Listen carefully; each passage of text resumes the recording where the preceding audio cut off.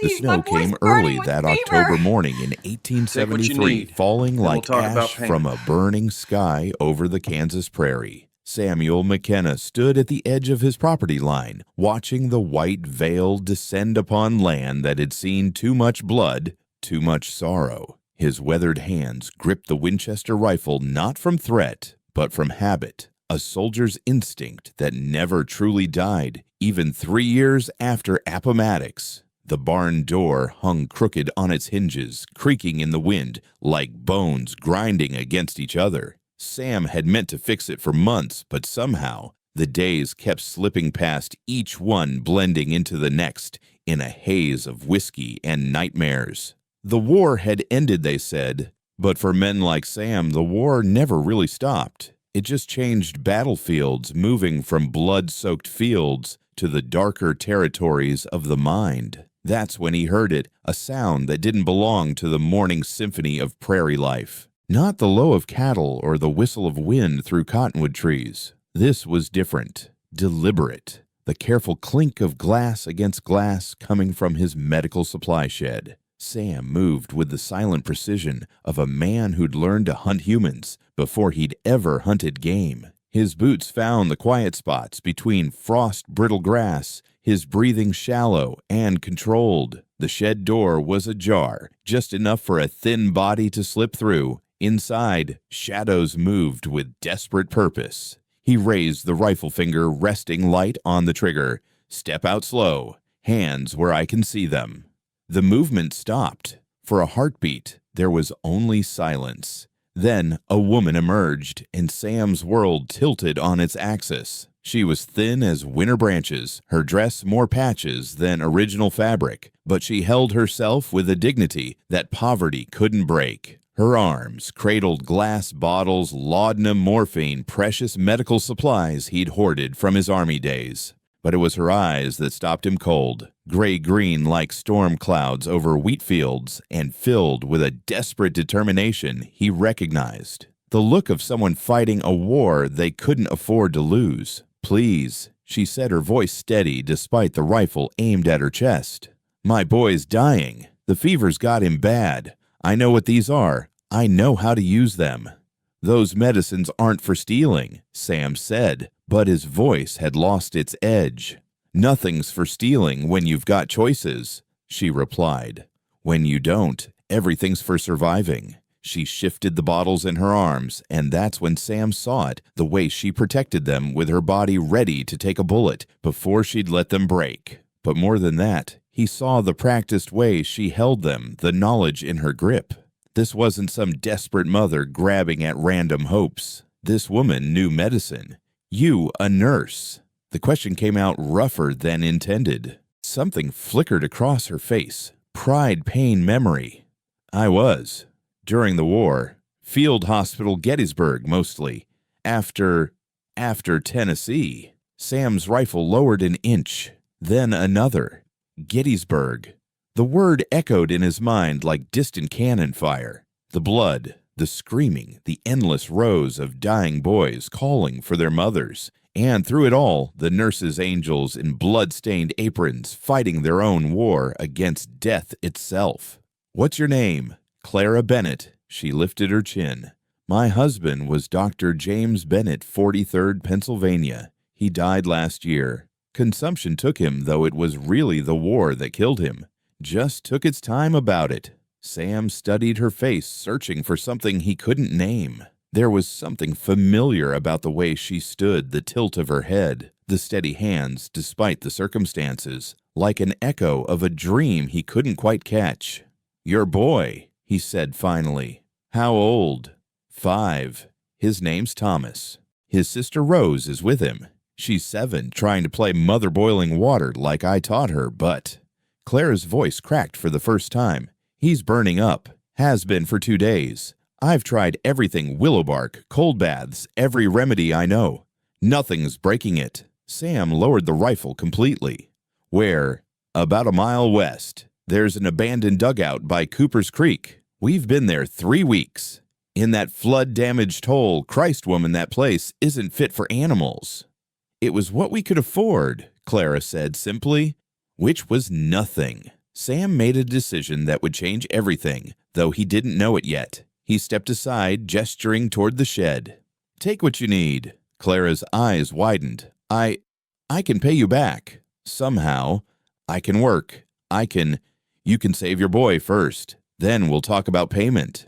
He pulled a leather satchel from a hook on the wall. "Fill this. Take the laudanum, the morphine, and there's quinine in the back. Real quinine, not the synthetic stuff they're peddling in town." As Clara carefully packed the medicines, her movements precise and knowledgeable, Sam found himself really looking at her. Not just the poverty, not just the desperation, but the woman underneath.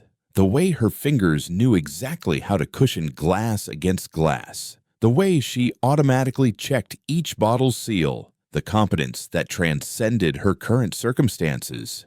"You'll need clean water," he said. "Boiled for at least 10 minutes. And the dosage for a 5-year-old. 2 grains of quinine every 4 hours, laudanum only if the pain becomes unbearable. No more than 3 drops in water." Clara interrupted, then caught herself. "I'm sorry. I didn't mean to—" "No." Sam's voice was strange, distant. "That's right. That's exactly right." Their eyes met across the small shed, and something passed between them. Not recognition exactly, but something deeper, like 2 broken pieces discovering they were from the same shattered whole. "I'll come with you," Sam heard himself say. "Check on the boy." "You don't need to." "I know what I need to do, Mrs. Bennett." He grabbed his medical kit, the one he hadn't opened in 6 months. "I was a field surgeon, 63rd New York, and that dugout's no place for a sick child. After we stabilize him, you're all coming back here." "We couldn't impose. It's not an imposition. It's a debt." Clara frowned. "I don't understand. You don't know us." Sam looked out at the falling snow, seeing other snow, other fields, other times when the world had been ending, and somehow angels had appeared to hold it together with nothing but determination and cloth bandages. "Maybe not," he said quietly, "but I knew others like you. Women who walked through hell to save boys they'd never meet again. Consider this a payment on account." As they prepared to leave, Sam noticed Clara pause at the doorway, her hand reaching out to steady herself against the frame. For just a moment her strength wavered, showing the exhaustion beneath. "When's the last time you ate?" he asked. "That's not important right now." "It is if you collapse before we reach your children." He handed her a piece of hardtack from his pocket soldier's food, tasteless but sustaining. She took it without false pride, understanding that survival sometimes meant accepting help. As they walked toward the horses, the snow began falling heavier, covering their tracks almost as soon as they made them. Sam couldn't shake the feeling that he was walking toward something inevitable, something that had been set in motion long before this morning, perhaps on a battlefield, where a young nurse had moved through the carnage, saving lives with steady hands and fierce determination. The prairie stretched out before them, white and endless, full of promise and peril in equal measure. And somewhere in that vastness, a small boy fought for his life, waiting for his mother to return, with salvation stolen from a stranger's shed, a stranger who was beginning to understand that some thefts were really gifts in disguise, and some debts could only be paid with the currency of the heart.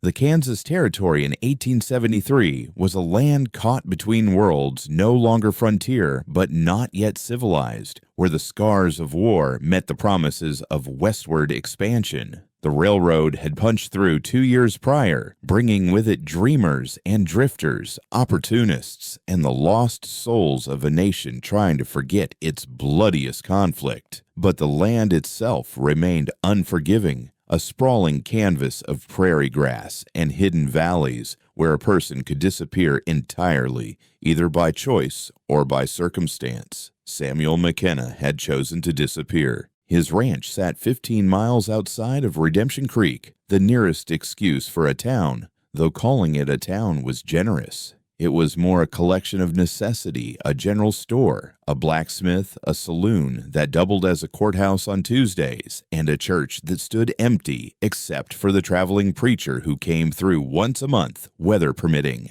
Sam's property stretched for 300 acres of mixed fortune good grassland for grazing a reliable creek that hadn't dried up even in the drought of '71, and enough timber in the north section to keep building and burning through the harsh winters. He ran 40 head of cattle, nothing fancy, just sturdy longhorns that could survive on prairie grass and stubbornness. The ranch house itself was modest but solid, built with his own hands over the course of a year, each board and nail a meditation against memories he couldn't escape. He was 34 years old, but looked older the way men did when they'd seen too much too young. His hair, once copper bright, like his Irish mother's, had darkened and shot through with premature gray at the temples. A scar ran from his left eyebrow into his hairline, a souvenir from Chancellorsville that gave him a perpetual look of skepticism. His hands were a study in contradiction surgeons' fingers that could tie sutures fine as spider silk, now calloused and cracked from ranch work, equally comfortable with a scalpel or a branding iron. The war had made him a doctor by necessity rather than choice. He'd been studying to be an engineer before Fort Sumter had dreams of building bridges that would connect the country. Instead, he'd learned to amputate limbs and dig bullets out of boys who looked too much like his younger brother Thomas, the same Thomas who died in his arms at Gettysburg 3 days past his 18th birthday. "You can't save everyone, Sam," Thomas had whispered with his last breath, blood frothing pink at his lips. "But don't stop trying." Sam had stopped trying the day he'd buried his brother in Pennsylvania soil. He'd finished out the war because desertion wasn't in his nature, but his heart had gone into that grave. When the peace came, he'd taken his discharge papers, his medical supplies, and headed west away from everything that reminded him of what he'd lost and what he'd failed to save. The bottle helped sometimes. Whiskey was a more reliable companion than hope, and it made the nights shorter, if not easier. He'd developed a routine of sorts, work himself to exhaustion during the day, drink himself to numbness at night, wake before dawn to do it all again. It wasn't living exactly, but it was existing, and for 3 years that had been enough. Clara Bennett represented everything Sam had trained himself not to think about. She moved through his space now with a competence that seemed to reorganize the very air around her. Even exhausted, even desperate, she commanded her environment rather than being commanded by it. As they rode toward the dugout where her children waited, he found himself studying her with a doctor's eye. And something else. Something he'd thought had died with his brother. She was perhaps 28, though hardship had etched lines that suggested more years. Her hair, dark as wet earth, was pulled back in a practical bun that had half escaped its pins. Her dress, he noted, had been altered multiple times, taken in, as she'd grown thinner hemmed and rehemmed as the fabric wore. But the stitching was precise, almost surgical in its neatness. This was a woman who took pride in small dignities, who fought entropy with needle and thread. "Your husband," Sam said as they rode. "You said consumption. That's what killed him, yes." Clara's voice was steady, matter of fact. "But the war killed him first. Just took longer to finish the job. He was at Gettysburg, field surgeon with the 43rd Pennsylvania. We met there, actually. She paused, seeming to weigh her words. "I was with the Sanitary Commission, volunteer nurses." Sam knew about the Sanitary Commission middle-class women who defied convention to serve as nurses, facing not just the horrors of war, but the scorn of those who thought women had no place near a battlefield. They'd saved thousands of lives, his own included, probably though the days after his own wounding were a morphine-hazed blur. James never recovered from what he saw, Clara continued. Oh, his body healed from the dysentery that nearly killed him in '64, but his spirit. He'd wake up performing surgeries in his sleep, his hands moving through amputations that existed only in his nightmares. The consumption just gave him permission to stop fighting. They created a small rise, and below them, tucked against a creek bank, was the dugout, little more than a hole carved into the earth, with a piece of canvas for a door. Smoke trickled from a pipe that served as a chimney. It was the kind of shelter that even desperate homesteaders would abandon, yet Clara had made it a home for 3 weeks. "Rose, I'm back," Clara called out before they'd even dismounted. "I brought medicine and help." The canvas pulled back, and a girl appeared, thin as her mother, but with the same straight spine, the same refusal to be diminished by circumstance. Her hair was lighter touched with red gold that caught even the weak winter sun. She looked at Sam with eyes too knowing for 7 years. "Mama Thomas got worse. He's talking but not making sense. He keeps asking for Papa." Clara was off her horse and through the entrance before Sam could offer to help her down.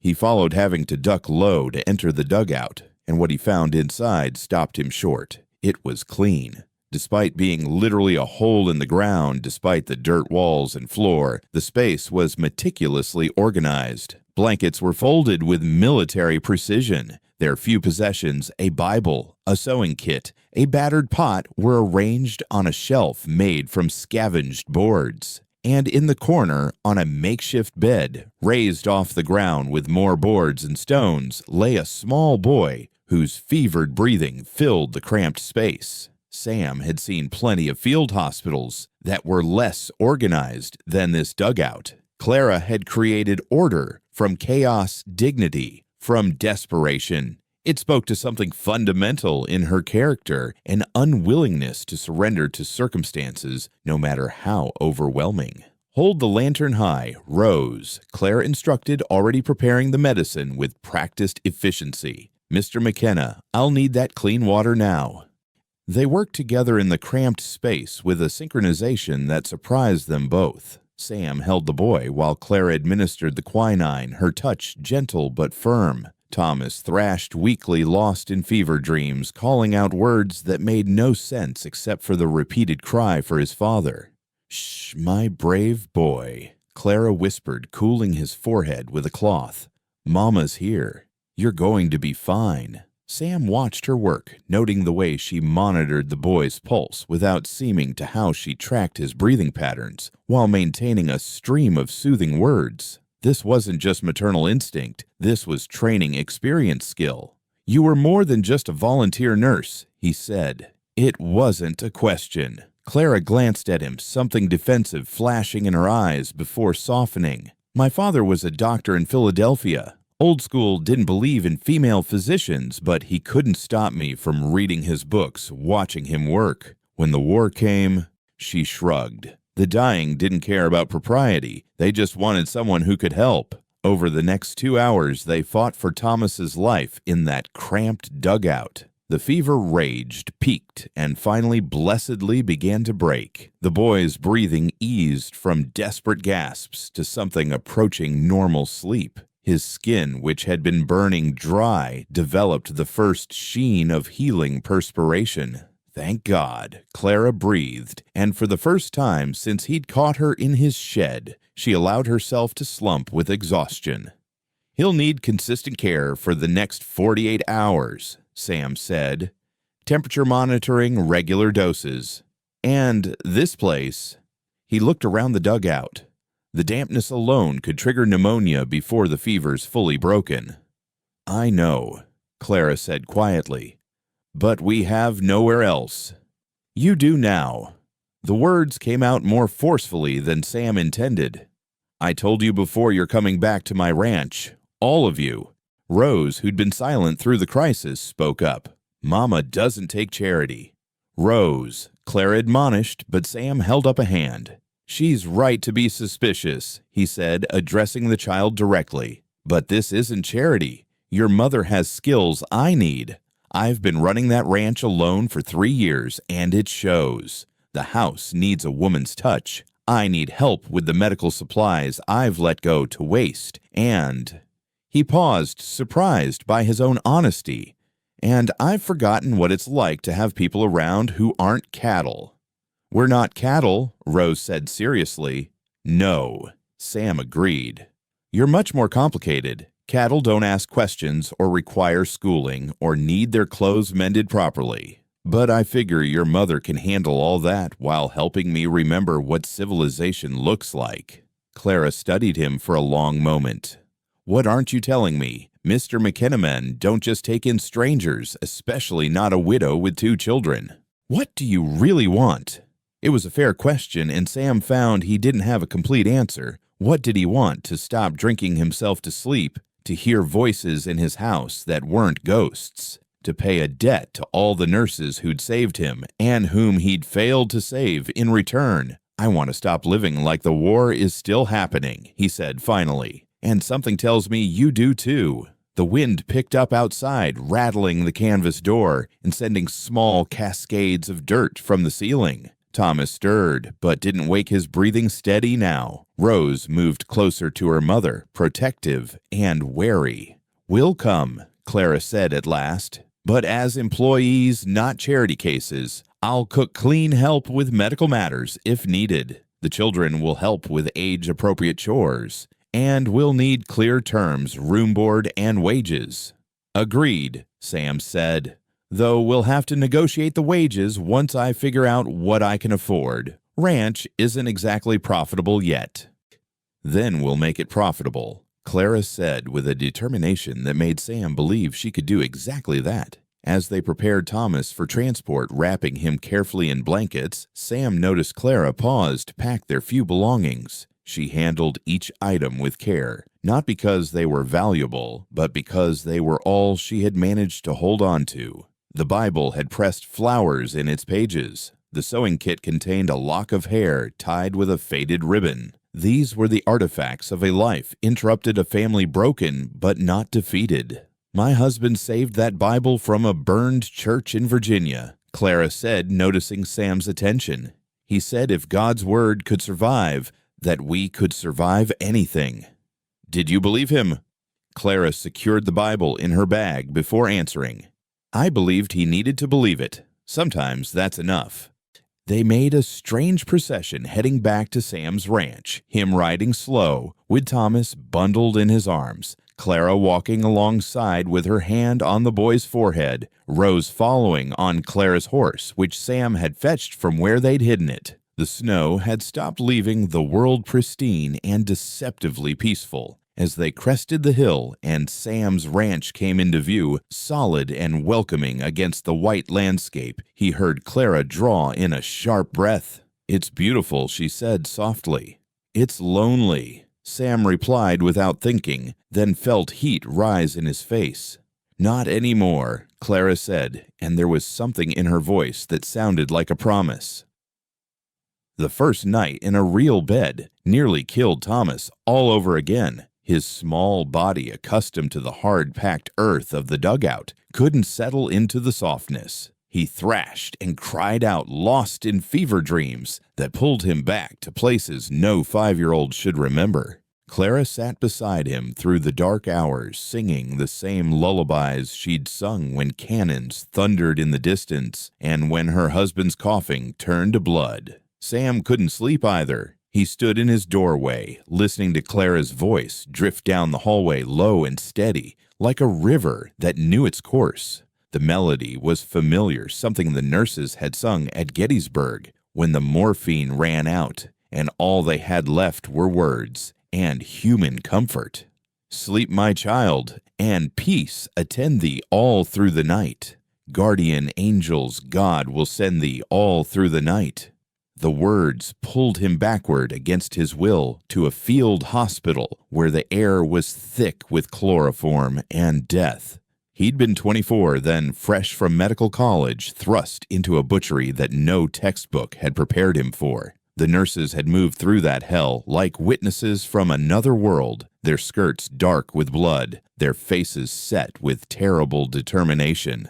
There had been one nurse, he remembered her now with sudden clarity. Dark-haired young, her hands impossibly steady as she held down a screaming soldier while Sam sawed through bone. She'd sung to that boy, even as his blood soaked through her apron, even as other men died waiting their turn. When it was over, when the boy had survived against all odds, She looked at Sam with gray-green eyes and said, "You did well, doctor. He'll live to see home." Sam gripped the door frame, the memory so vivid he could smell the copper-sweet scent of blood. Could it have been Clara? The age was right, the coloring, those eyes. But there had been so many nurses, so many faces in that endless parade of suffering. Mr. McKenna. Rose stood at the bottom of the stairs, her small face pale in the lamplight. "Mama needs more clean water. Thomas is sweating through the sheets." "That's good," Sam said, shaking off the past. "The fever's breaking properly. I'll help." They worked through the night, changing sheets, administering medicine, cooling Thomas's burning skin. Clara never faltered, never complained, but Sam saw the exhaustion in the droop of her shoulders, the way she had to blink hard to focus. When dawn finally came, painting the windows gold, Thomas opened clear eyes and asked for breakfast. "Eggs," he said hopefully, his voice tiny but coherent. With the yellow runny, Clara laughed, actually laughed, and it transformed her face entirely. For a moment, Sam saw who she must have been before the war, before widowhood, before desperate poverty. Young and bright and full of possibility. "We'll see what Mr. McKenna has in his kitchen," she said, smoothing Thomas's damp hair. "I have eggs," Sam said quickly, "and bacon, even some preserves from last summer." Rose looked at him suspiciously. "Real preserves, or the kind that's mostly seeds?" "Strawberry," Sam said. "Made them myself. Only a moderate amount of seeds."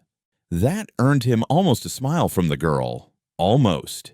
As Clara prepared breakfast with Rose's help, Sam found himself telling them about the ranch, about his plans that had never quite materialized. "I was going to build a second barn," he said, pointing through the window. "Maybe run horses as well as cattle. My brother, he loved horses. Always said they were smarter than people." "Your brother?" Clara asked carefully, not turning from the stove. "Thomas." Sam's voice roughened. "Same name as your boy. He died at Gettysburg, July 2nd, 1863. The spatula in Clara's hand stilled. "I was there, July 2nd. She turned slowly, her face pale. "The wheat field. Devil's Den. The casualties were—" She stopped, unable to finish.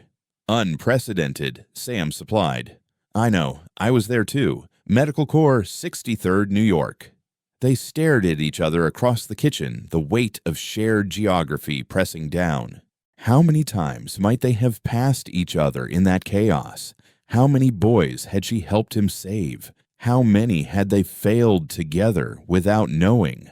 "I remember a young doctor," Clara said slowly. "Red hair like copper. He worked for 3 days straight. No rest, no food.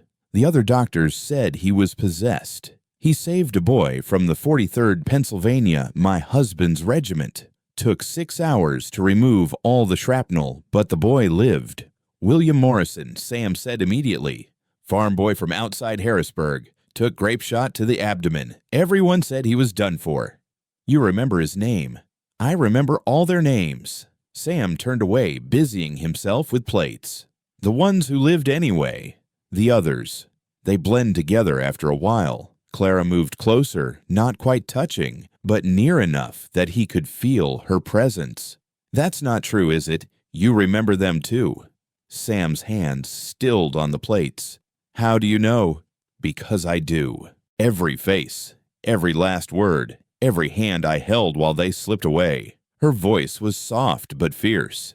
"We carry them, you and I. That's our real wound, not the visible scars, but all those boys we couldn't save." Thomas's laughter from the other room broke the moment Rose was apparently making shadow puppets on the wall with her hands. But something had shifted between Sam and Clara, an understanding that went beyond words. Later that morning, as Clara helped Sam organize his medical supplies, she told him about James. Not the sanitized version she'd given before, but the truth. "He was brilliant," she said, carefully arranging bottles of carbolic acid.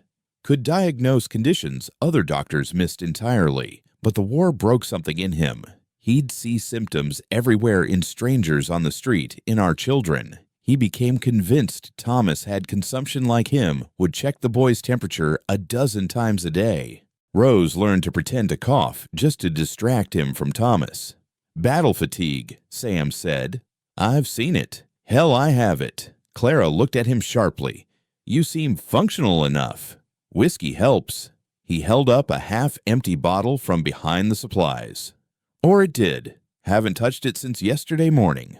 Why not? Sam considered the question.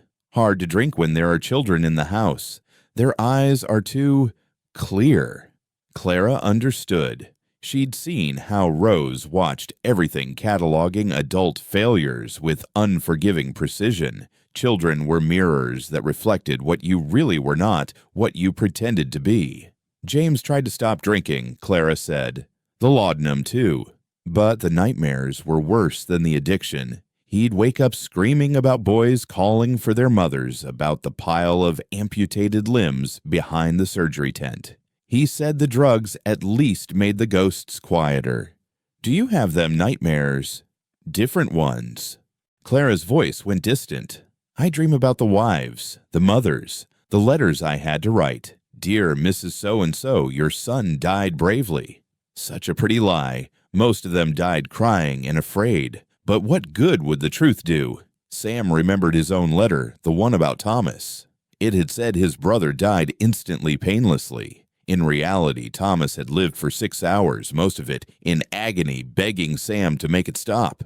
Sam had held his brother's hand and lied, promised him he'd be fine, that they'd go home together, that their mother was making his favorite apple cake for his return. The lies we tell to ease suffering, Sam said. Sometimes I think they're the only real medicine we had. Rose appeared in the doorway, her expression serious.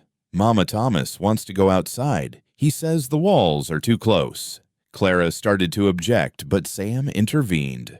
Wrap him well. The fresh air will do him good. There's a chair on the porch he can sit in, watch the chickens. As they settled Thomas outside, bundled in quilts, with his eyes bright at the sight of sky and space, Sam found himself really looking at the boy for the first time. He had his mother's delicate features, but something else too, a stillness, a way of observing that seemed beyond his years. You were very sick, Thomas said to Sam. It wasn't a question. How do you know? You have the same eyes as Papa, like you're looking at something nobody else can see. Clara started to shush him, but Sam held up a hand. You're right, Thomas. I was sick. Still am, maybe. But your mother's helping me get better. She's good at that, Thomas said matter-of-factly. She fixed Mrs. Henderson's baby when everyone said it would die, and Mr. Carroll's leg when the bone was sticking out. Thomas, Clara said warningly. It's true. Rose defended her brother. Everyone in Missouri came to Mama instead of the real doctor because she didn't judge them for being poor. Sam looked at Clara with new interest. You practiced medicine after the war. Clara's jaw tightened. I helped where I could. People didn't care about licenses when their children were dying. The real doctor reported her, Rose said, anger flashing in her young eyes. Said she was practicing without authority. That's why we had to leave. Rose, enough. But the girl wasn't finished. He was jealous because Mama could do things he couldn't. She saved the Hendricks baby when he said it was hopeless. She set bones that healed straight when his always went crooked. He couldn't stand that a woman was better than him. Sam felt a familiar anger rise in his chest, the same rage he'd felt during the war, when bureaucrats who'd never seen a battlefield made decisions that cost lives. Clara had the skills, the knowledge, the calling, but because she was a woman, she was branded a criminal for saving lives. Is that why you came west, running from prosecution? Clara met his eyes steadily. Among other reasons, James's family never approved of me. After he died, they wanted to take the children, raise them properly. They had money, influence. I had nothing but skills they said I shouldn't have. So you ran. I survived. There's a difference. That afternoon, as Thomas napped and Rose helped with the chickens, Sam showed Clara his study, a room he'd barely entered in months. Medical texts lined the shelves, gathering dust. A microscope sat covered on the desk. Surgical instruments lay in their case clean but unused. "I thought I was done with all this," he said. "Thought if I could just raise cattle work with my hands, I could forget. But you can't." Clara ran her fingers along the spine of an anatomy text. "Because it's not just what we did. It's who we are." She was right. Sam had tried to bury the doctor with his brother, but the healer in him had never really died. It had just been waiting dormant for something to wake it up. "I see them sometimes," Sam admitted. "The ones I lost. They stand at the foot of my bed, asking why I couldn't save them." "They're not asking that," Clara said softly. "They're asking why you stopped trying."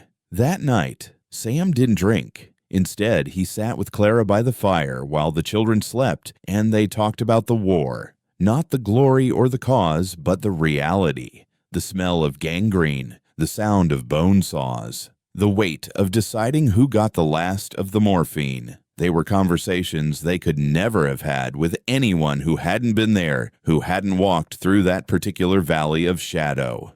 "I loved him," Clara said suddenly, speaking of James. "But he never came back from the war."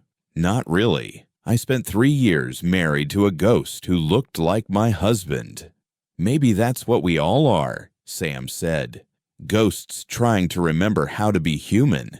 Clara looked at him across the fire, her eyes reflecting the flames. "Then perhaps it takes one ghost to teach another how to be solid again." Outside, snow began to fall again, covering the tracks they'd made that morning, erasing the path from the dugout to the ranch. But inside, warmed by fire and tentative connection, 2 damaged souls began the slow work of remembering what it meant to hope. The morning Sam realized who Clara really was came 3 weeks after she'd moved into the ranch. Thomas had recovered fully, transforming from a fevered wraith into a boy who couldn't stop exploring every corner of his new world. Rose had begun to smile occasionally, though she still watched Sam with careful eyes, waiting for him to reveal whatever darkness she was certain he harbored. It was wash day, and Clara had insisted on handling the laundry, despite Sam's protests that it could wait. She stood at the wash basin sleeves, rolled up her arms deep in soapy water. The morning sun caught the steam rising from the basin, creating a halo effect around her that made Sam's breath catch. But it wasn't her beauty that stopped him. It was the scar. There, on her left forearm, was a distinctive mark, a crescent-shaped scar with 3 small dots beside it, like a moon attended by stars. Sam knew that scar. He'd been there when she got it. "July 3rd, he said, his voice strange and hollow. "The field hospital near Devil's Den. A cavalry saber fell from a table. You caught it to keep it from hitting a wounded boy." Clara's hand stilled in the water. She didn't turn around. "How could you possibly know that?" "Because I knocked it off the table. I was exhausted, clumsy. You grabbed the blade with your bare hand." Sam moved closer, his heart hammering. "You were the nurse who helped me with Private Morrison, the one who sang while I operated." Clara turned slowly, soapsuds still clinging to her arms. Her face had gone pale. The young doctor with red hair, the one who wouldn't stop even when the other surgeons told him to rest. "You brought me coffee," Sam continued, the memory flooding back with painful clarity. "Real coffee, not the chicory swill everyone else had. You said that tired hands make mistakes, and these boys deserve steady hands," Clara finished. "I remember. They stood frozen, separated by 3 feet and 10 years, while the past crashed into the present with devastating force." Sam could see it all now, Clara's younger face beneath the blood, and exhaustion, the way she'd moved through the chaos with impossible grace, how she'd held men's hands as they died and never once looked away. "You saved my brother," Clara whispered. "Not Thomas, my other brother, Joseph. He was with the 20th Maine, shot through the lung. Every other doctor said he was done for, but you—" She had to stop, overwhelmed. "You worked on him for 4 hours. Told me to keep talking to him, keep him fighting. He lived because of you. Where is he now?" "Minnesota. Has a farm, a wife, 3 children. He names his youngest after the doctor who saved him." Clara's eyes filled with tears. Samuel Joseph Hartley. Sam had to sit down. The weight of coincidence, no, not coincidence, something more deliberate, more meaningful, was too much to bear standing. All this time you were her, the nurse who... He couldn't finish. Who? What? Sam looked up at her, unable to hide the raw emotion in his face. Who gave me a reason to keep going? After Thomas died, after I'd failed to save my own brother, I wanted to follow him. Thought about it every night. But then you'd appear with coffee or clean bandages or just a moment of human kindness, and I'd think, if she can keep going, so can I. Clara dried her hands slowly, deliberately, as if the mundane action could ground them both. You didn't fail your brother Sam. I was there. I saw you fight for him. You saw me lose him. I saw you hold him while he died. I saw you close his eyes and then walk straight back into surgery to save someone else's brother. Clara moved closer, close enough that Sam could see the flecks of gold in her green eyes. Do you know what the other nurses called you? The angel of lost causes, because you never gave up even when hope was gone. I gave up after the war, Sam said bitterly. Came out here to hide. You came out here to heal. There's a difference. Rose's voice interrupted them from the doorway. Mama, there's a rider coming. Looks official. They moved to the window, watching as a man in a black coat approached on horseback. Sam recognized him, Frederick Marsh, the territory's circuit judge, who also served as legal representative for several Eastern interests. Mrs. Clara Bennett, Marsh asked when Clara answered the door, Sam standing behind her. Yes.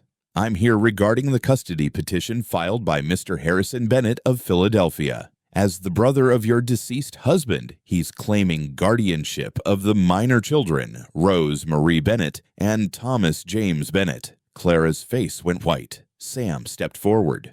On what grounds? Marsh looked at him dismissively. And you are Samuel McKenna. This is my property, and Mrs. Bennett is my employee. Ah, Marsh pulled out a document. The grounds, Mr. McKenna, are moral unfitness. Mrs. Bennett has been practicing medicine without license, living in unsuitable conditions, and now apparently residing with an unmarried man. She's my housekeeper, Sam said sharply. With proper accommodations. The children have their own room. Mrs. Bennett has hers. Nevertheless, Mr. Harrison Bennett has resources and standing. He's prepared to provide the children with education, proper society, all the advantages. Marsh handed Clara the papers. You have 30 days to respond. I'd suggest you find legal representation, though between us, Mrs. Bennett fighting, this would be costly and likely futile. After Marsh left, Clara sank into a chair, the legal papers trembling in her hands. Harrison never approved of me. Said I was too willful, too educated for a proper wife. When James died, he offered to take the children if I signed papers saying I was unfit. I refused and ran. He can't take them, Rose said fiercely, Thomas clinging to her hand. We won't go. It's not that simple, sweetheart, Clara said. Though her voice broke on the words, Sam took the papers, reading through the legal language with growing anger. Harrison Bennett had built a thorough case, Clara's unauthorized medical practice, her poverty, her unseemly behavior in living with a bachelor. It was all twisted truth, making survival look like moral failure. There's one way to fight this, Sam said slowly. It would make his entire case fall apart. Clara looked up at him. How? Marry me? The room went silent. Even Thomas stopped fidgeting. Clara stared at Sam as if he'd spoken in tongues. You can't be serious. I'm completely serious. Sam set down the papers. As your husband, I'd have legal standing. The children would have a stable home, 2 parents. The moral argument disappears. And Harrison Bennett would have no grounds for custody. You'd do that. Clara's voice was barely a whisper. Take on a ready-made family to spite a man you've never met. I'd do it because it's right. Sam paused, then decided on complete honesty. And because the thought of you leaving, all of you leaving, makes me realize how empty this place was before you came." "Mr. McKenna," Rose said in her serious way. "Do you like my mother?" "Rose," Clara protested, but Sam answered the child directly. "Yes, I do. Very much. I liked her even before I knew I'd met her before. And you won't send us away, even if Thomas gets sick again, or I'm difficult." "Are you difficult?" Sam asked with mock surprise. "I hadn't noticed." Rose almost smiled again. "That was twice in one day, a record." "This is insane," Clara said, standing abruptly. "You can't marry someone to solve a legal problem." "People have married for worse reasons," Sam pointed out. "And we're not strangers. We've known each other for 10 years in a way. We knew each other for 3 days in hell 10 years ago. That's not the same thing." "Isn't it?" Sam moved closer to her. "You trusted me with your brother's life then. You trusted me with your son's life 3 weeks ago. Can't you trust me with this?" Clara looked at her children, at the legal papers, at the man offering to save them all. "It wouldn't be real." "It would be as real as we make it." Sam's voice was gentle but firm. "I'm not asking you to love me. I'm asking you to let me help you the way you helped me all those years ago, the way you're helping me now just by being here." Thomas tugged on his mother's skirt. "Mama, I like it here. The chickens are funny, and Mr. Sam lets me help with the horses. And he has books," Rose added quietly. "Real books, not just the Bible. He said I could read them." Clara looked between her children, and Sam torn between pride and pragmatism. "If we did this, and I'm not saying yes, it would have to be a business arrangement. Clear terms, clear boundaries." "Whatever you need," Sam agreed. "I'd continue as housekeeper and medical assistant. The children would do age-appropriate chores. You wouldn't be responsible for our debts or past obligations." "Clara," Sam interrupted gently, "you're negotiating against yourself. I'm offering to marry you, not hire you for a more complex position." "Why?" The question came out raw, desperate. "Why would you do this?" Sam thought about all the reasons: loneliness, duty, the desire to save something after failing to save so much. But in the end, he gave her the simplest truth. "Because when I saw you that first morning stealing eggs to save your son, I saw someone who refuses to give up. And that reminded me that I used to be that way too. Before the war, before Thomas, before everything broke." He took a breath. "You make me want to be that person again. The one who fights for things instead of hiding from them." Clara was quiet for a long moment, then looked at the scar on her arm, the one that connected them across years and miles. "I need time to think." "Take all the time you need." "But Clara." Sam waited until she met his eyes. "Harrison Bennett will move fast. Men like him always do." That evening, after the children were asleep, Clara found Sam in his study. He was reading one of his medical texts, or pretending to she could see he'd been on the same page for the past hour. "I've been thinking about that day," she said from the doorway. "July 3rd, after you saved Joseph." Sam looked up. "What about it?" "You broke down behind the surgery tent. You thought no one saw, but I did. You were sobbing, saying a name over and over. Thomas." "My brother had been dead for 24 hours, Sam said quietly. "I kept thinking if I saved enough other brothers, somehow it would balance out." Clara entered the room, fully sitting in the chair across from his desk. "I wanted to comfort you, but I didn't know how. You seemed so—" She searched for the word. "Unreachable." "I was. Then. And now." Sam set down his book. "Now I'm sitting here with a woman who knew me at my worst and doesn't seem repulsed. That feels like something worth reaching for." Clara studied him in the lamplight. He wasn't conventionally handsome. The scar, the premature gray, the weathering from sun and sorrow had seen to that. But there was something solid about him, something true. "If we do this," she said carefully, "I need you to understand I loved James. Part of me always will. I wouldn't want you to stop. Love isn't something that runs out. And you, is there someone you loved? Sam thought of the few courtships before the war, how pale and insignificant they seemed now. I thought I did, but I think I was just young and playing at what I thought love looked like. The war changed what seemed important. Yes, Clara agreed. It did. They sat in comfortable silence, the weight of decision settling around them like snow. Finally, Clara stood. "Ask me again," she said. "Properly this time." Sam stood too, came around the desk. Without overthinking it, he took her hand, the scarred one, the one that carried their shared history. "Clara Bennett, who saved my brother and my sanity, who makes my empty house feel like a home, who fights for her children like a warrior and sings like an angel. Will you marry me? Not just to defeat Harrison Bennett, not just to save your children, but because I think we could build something good together, something real." Clara looked at their joined hands, his scarred from surgery and ranch work, hers from saving lives and raising children. They were not young, either of them. They were not naive about what the world could take away. But perhaps that made what they could build together stronger. "Yes," she said simply. "Yes, I'll marry you." From upstairs, they heard Thomas cough in his sleep, not the terrible sound of illness, just a child dreaming. Rose's footsteps padded across the floor, checking on her brother, as she did every night. The house settled around them, no longer empty, but full of life and possibility.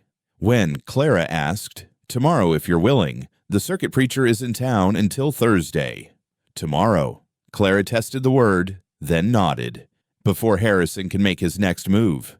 Is that the only reason? Clara surprised them both by reaching up to touch the scar on Sam's temple, the one from Chancellorsville. No, it's not the only reason. That night, Sam didn't drink. He didn't need to. For the first time in years, the ghosts were quiet, replaced by something that felt dangerously like hope. And somewhere in the darkness, he could swear he heard his brother Thomas whisper, "Finally, Sam. Finally, you're trying again."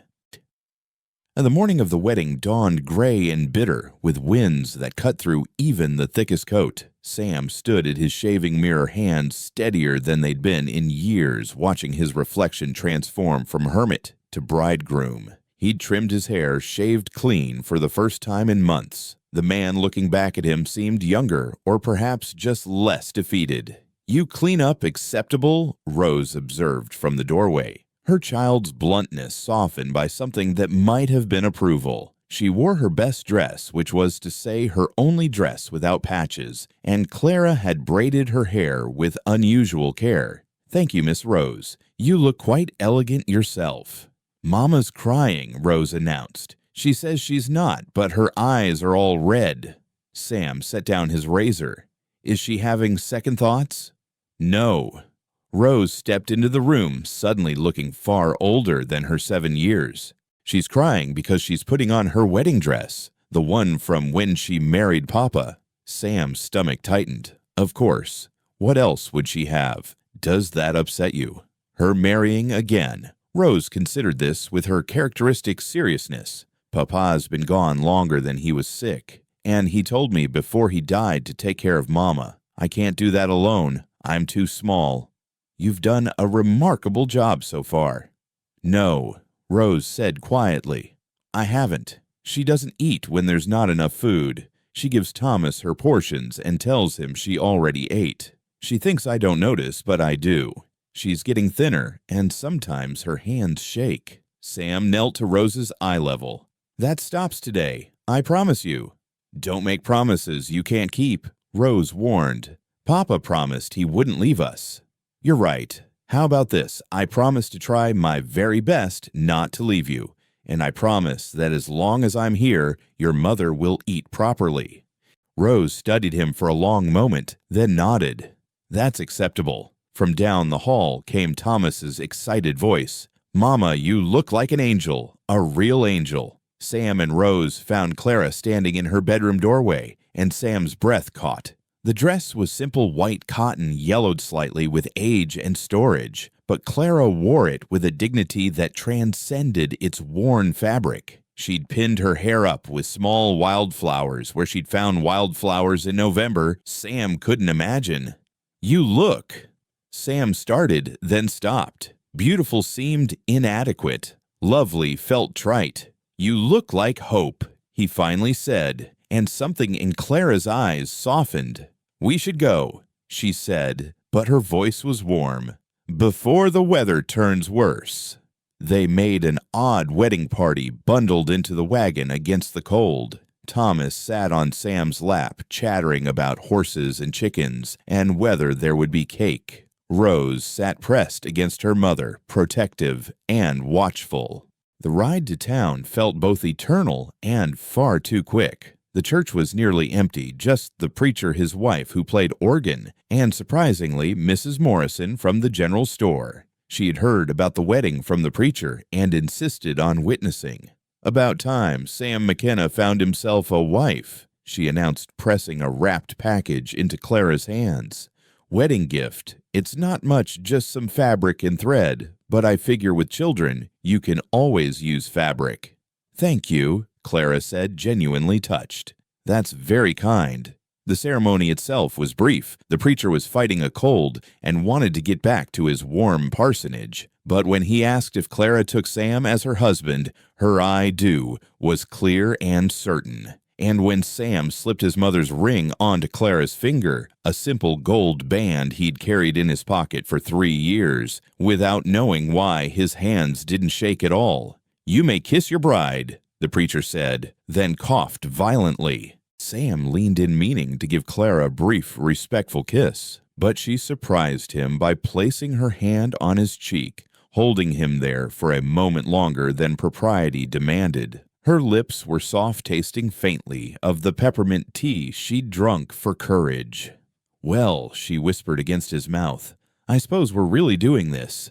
"I suppose we are," he whispered back. Thomas clapped enthusiastically. Rose watched with her usual suspicion, but Sam caught her almost smile 3 times in 2 days now. The preacher's wife played a wheezy version of the wedding march on the organ, and Mrs. Morrison threw dried lavender she'd pulled from her pocket. Outside, the wind had picked up even more, driving ice crystals against their faces. Sam helped Clara and the children into the wagon, tucking blankets around them with new husbandly authority. "Mr. McKenna," a voice called out. They turned to see Frederick Marsh, the circuit judge, standing outside the saloon. "I hear congratulations are in order." "News travels fast," Sam said carefully. "Indeed it does. I'll be telegraphing Mr. Harrison Bennett this afternoon about the change in circumstances." Marsh's smile was thin, "though I suspect he won't take the news well." "His feelings aren't my concern," Sam replied.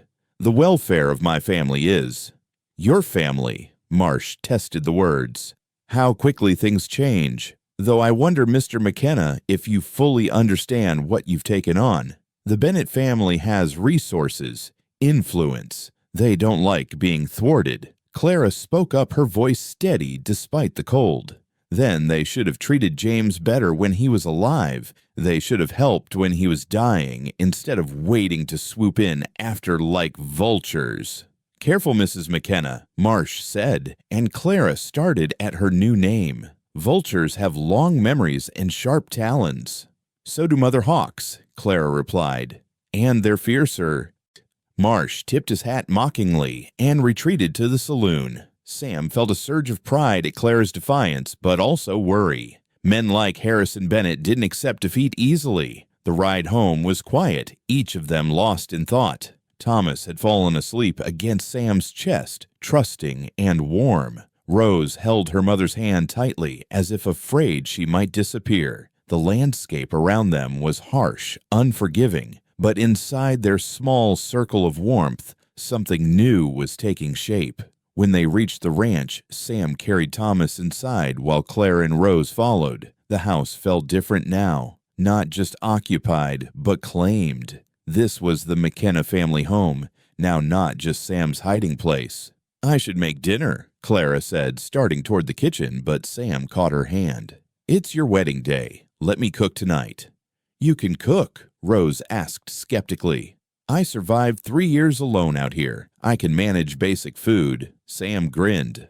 It might not be good, but it'll be edible. As Sam worked in the kitchen making a simple stew and cornbread, he could hear Clara upstairs with the children helping them out of their good clothes and into everyday wear. The domestic sounds, footsteps, voices, Thomas's laughter filled spaces in the house he hadn't known were empty. During dinner, eaten at the kitchen table like a real family, Thomas asked, "So, are you our papa now?" The question hung in the air. Clara started to speak, but Sam answered first. "I'm your stepfather, Thomas. Your papa was James Bennett, and nothing changes that. But I'm here now, and I'll take care of you like a father should, if that's acceptable to you." Thomas considered this with 5-year-old gravity. "Can I still remember Papa?" "Of course," Clara said quickly. "We'll always remember Papa." "Then it's acceptable," Thomas decided. Papa Sam, can you teach me to ride a horse?" "When you're a bit bigger," Sam promised. That evening, after the children were in bed, Sam and Clara sat by the fire, still in their wedding clothes. The weight of what they'd done settled around them like the darkness outside. "I have a confession," Clara said. "I'm terrified." "Of Harrison?" "No." "Well, yes, but that's not what I mean." She turned to face him. "I'm terrified of failing at this, at being a wife again, at pretending everything is normal when nothing about this is normal." "Who says we have to pretend?" Sam moved closer, not quite touching, but near enough to offer comfort. "We're two war-damaged souls trying to build something from ruins. There's nothing normal about that, and maybe that's good. Normal didn't work for either of us before." "James and I had a normal courtship," Clara said softly. "Chaperoned walks, letters, a proper engagement. We were so young, so certain about how life would unfold. Then the war came, and normal became meaningless. And now I'm married to a man I've known for 3 weeks, sitting in a house I'd never seen a month ago, in a territory I'd never heard of a year ago." She laughed, but it wasn't bitter. "And somehow it feels more honest than all those proper courtships and careful plans." Sam reached out, taking her hand. The wedding ring caught the firelight, looking like it belonged there. "We could have a normal marriage if you want. Separate rooms, polite distance, a business arrangement." "Is that what you want?" Sam thought about lying, about preserving her comfort and his dignity. But they'd been too honest with each other to stop now. "No. I want to know what it's like to wake up next to someone who understands why I have nightmares. I want to teach Thomas to ride and watch Rose read every book in my study. I want to build something with you that neither of us could build alone." Clara squeezed his hand. "That's a lot of wanting." "I haven't wanted anything in 3 years. It feels good to want again." They sat in silence for a while, hands linked, watching the fire die down. Finally, Clara stood. "I should go to bed. It's been a long day." Sam stood, too suddenly awkward. "Clara, about sleeping arrangements?" "I don't expect that is your welcome to the main bedroom. I can take the—" "Sam." Clara stopped him with a gentle hand on his arm. "We're married. We're adults. And we're both too tired and too damaged to complicate this with false modesty." She paused, gathering courage. "I'd like to not be alone tonight. Not for that. Just to not be alone. Is that acceptable?" "More than acceptable," Sam said quietly. They climbed the stairs together, checking on the children. Thomas sprawled across his bed, like a starfish. Rose curled tight with a book still in her hands. Clara gently removed the book, kissed both children, and followed Sam to what was now their room. They prepared for bed with careful politeness, backs turned, preserving privacy while sharing space. When they finally lay down, there was a careful distance between them, but their hands found each other in the darkness. "Tell me something about before," Clara said. "Before the war." Something good, Sam thought. Sunday dinners at my mother's house. She'd make roast beef and Yorkshire pudding, her English grandmother's recipe. Thomas and I would fight over the last piece of pudding, and she'd always have secretly made an extra one just for us to share. That's lovely. She sounds wonderful. She was. Died the winter before the war. Maybe that's a mercy she never had to know about Thomas. Clara turned toward him in the darkness. She knew you loved him. That's what mothers really need to know, that their children love each other. Tell me something about you. Before. I wanted to be a doctor, Clara admitted. I read every medical text my father would let me touch. I even applied to the Female Medical College of Pennsylvania, but then I met James at a lecture, and suddenly being a doctor's wife seemed like enough. Then the war came, and I got to practice medicine anyway, just not the way I'd imagined. You're still a doctor, Sam said firmly. Degree or no degree, you're a doctor. Can't legally practice. To hell with legal. Out here, legal is what keeps people alive. Clara laughed softly. You're going to be a corrupting influence, aren't you? I hope so. You've been a good influence on me. It's only fair I return the favor. A coyote howled somewhere in the distance, and Clara shivered. Sam pulled the quilt higher, creating a warm cocoon against the prairie night. Sam, what if Harrison doesn't give up? Then we fight him, together. You make it sound simple. Not simple, but possible. Everything's possible when you're not alone. Clara was quiet for so long, Sam thought she'd fallen asleep. Then she said, I haven't felt not alone in a very long time. Neither have I. They fell asleep, like that hands linked between them while outside the wind howled and the temperature dropped toward zero. But inside the house, warmth grew, not just from the banked fires in the stoves, but from the fragile connections being forged between broken people, determined to heal. In the morning, they would face whatever Harrison Bennett threw at them. But tonight, they were simply the McKennas, a family stitched together from loss and necessity, and the stubborn hope that broken things could be made whole again. The first real test came 3 days after the wedding. Sam woke to find Clara gone from the bed, her side cold. Panic flared briefly had she reconsidered, had she taken the children and run. But then he heard her voice from outside, calm and authoritative. Hold him steady, Rose. Thomas, bring more clean cloths. Quickly now.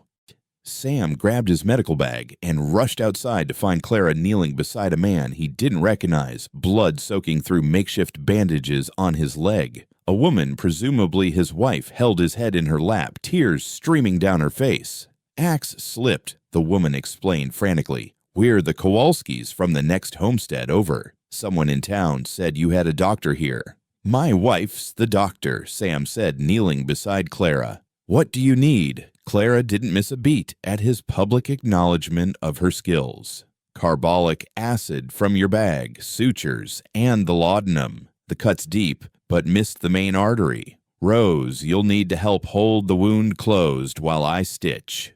I can help too, Rose said, her young face pale but determined. No, sweetheart. I need you to take Mrs. Kowalski inside and make strong tea with lots of sugar for the shock. Can you do that? Rose nodded and gently led the crying woman away. Thomas stood frozen, staring at the blood. Thomas, Sam said gently, go get the whiskey from the cabinet. The good bottle. Mr. Kowalski's going to need it. As the boy ran off, Sam and Clara worked in perfect synchronization. She cleaned and stitched while he held the wound, their hands moving with the practiced ease of their battlefield days. Mr. Kowalski, a Polish immigrant with barely any English, gritted his teeth and bore the pain with stoic determination. You've done this before, he managed to say to Clara. Many times, she replied, tying off another suture, though usually with bullets, not axes. War, Clara confirmed. My husband, too. We're both veterans in our way.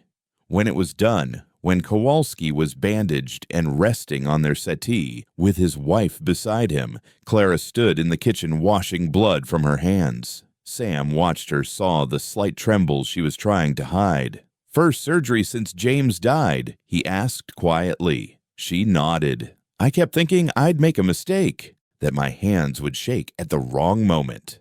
But they didn't. No, they remembered what to do. She turned to him. Thank you for saying that. About me being the doctor. It's the truth, and out here, truth matters more than certificates. Word spread quickly about the doctor woman at the McKenna Ranch.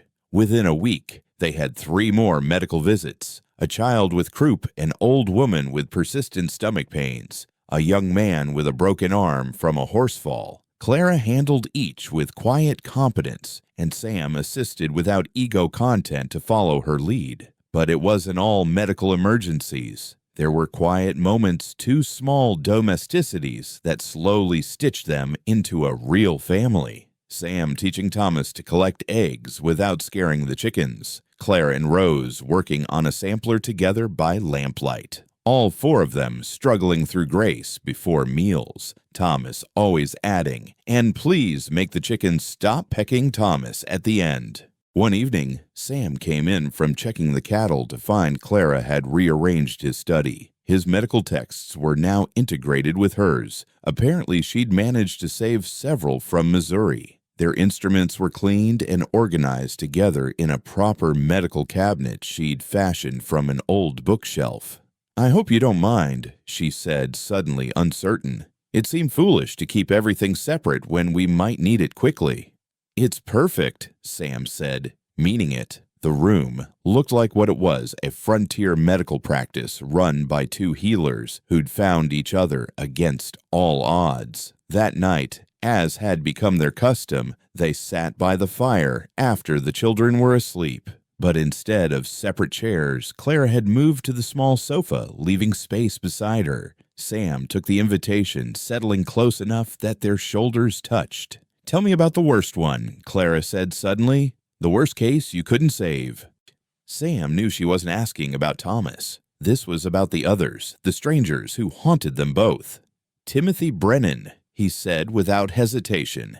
16 years old from Brooklyn, grape shot to the abdomen at Antietam. He lived for 3 days in agony the whole time. We ran out of morphine on day 2. I held his hand while he screamed himself to death. Clara leaned into him slightly. "Mine was Sarah Morrison. Not a soldier of contraband, what they called the escaped slaves who came to our camps. She was giving birth, but the baby was turned wrong. I tried everything. I knew everything I'd read. Lost them both. She was 15. Christ.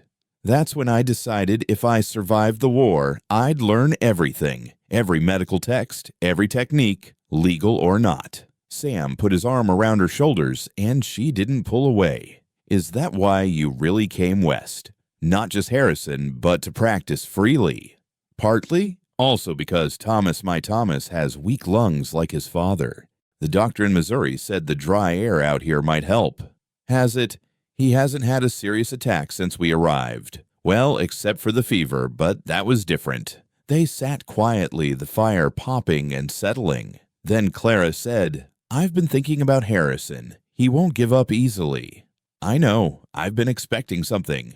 "What do you think he'll do?" Sam had been pondering this for days. "He'll try to prove the marriage is a sham, send investigators maybe, or arrive himself to make accusations. And when he does," Sam turned to look at her directly, "then we prove him wrong. How do we prove a marriage is real when we've only known each other a month? We don't have to prove we've known each other long. We just have to prove we're committed to this family." He paused. "Aren't we?" Clara met his eyes. "I am. More than I expected to be." "So am I." She reached up, touching the scar on his temple again. It was becoming a habit of hers, this gentle acknowledgement of his wounds. "Sometimes I forget this was supposed to be just a business arrangement." "What is it now?" "I don't know," she admitted. "But it's not just business." Before Sam could respond, they heard footsteps on the stairs. Thomas appeared, rubbing his eyes. "Mama, I had the dream again. About Papa coughing." Clara immediately went to him, lifting him into her arms.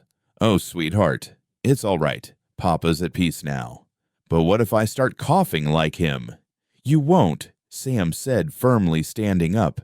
Your lungs are getting stronger every day. Want to know how I know? Thomas nodded, tears on his cheeks. Come here. Sam led them to the window. See how cold it is outside. See your breath fogging the glass a month ago that would have made you wheeze. But listen to your breathing now, clear and strong. Thomas listened to himself breathe, wonder dawning on his face. I am breathing good. Well, Clara corrected gently. You're breathing well. I'm breathing well, Thomas repeated dutifully, then looked at Sam. Papa Sam, will you tell me a story about when you were little? Sam carried Thomas back upstairs, Clara following. They sat on either side of the boy's bed, and Sam told the story of the time he and his brother had tried to ride a neighbor's bull, thinking it was just a large cow. Thomas giggled at all the right parts, his eyes growing heavy. Papa Sam, he said sleepily, I'm glad Mama stole your eggs. So am I, buddy. So am I. After Thomas fell asleep, Sam and Clara stood in the hallway, neither wanting to move away just yet. You're good with him, Clara said. With both of them.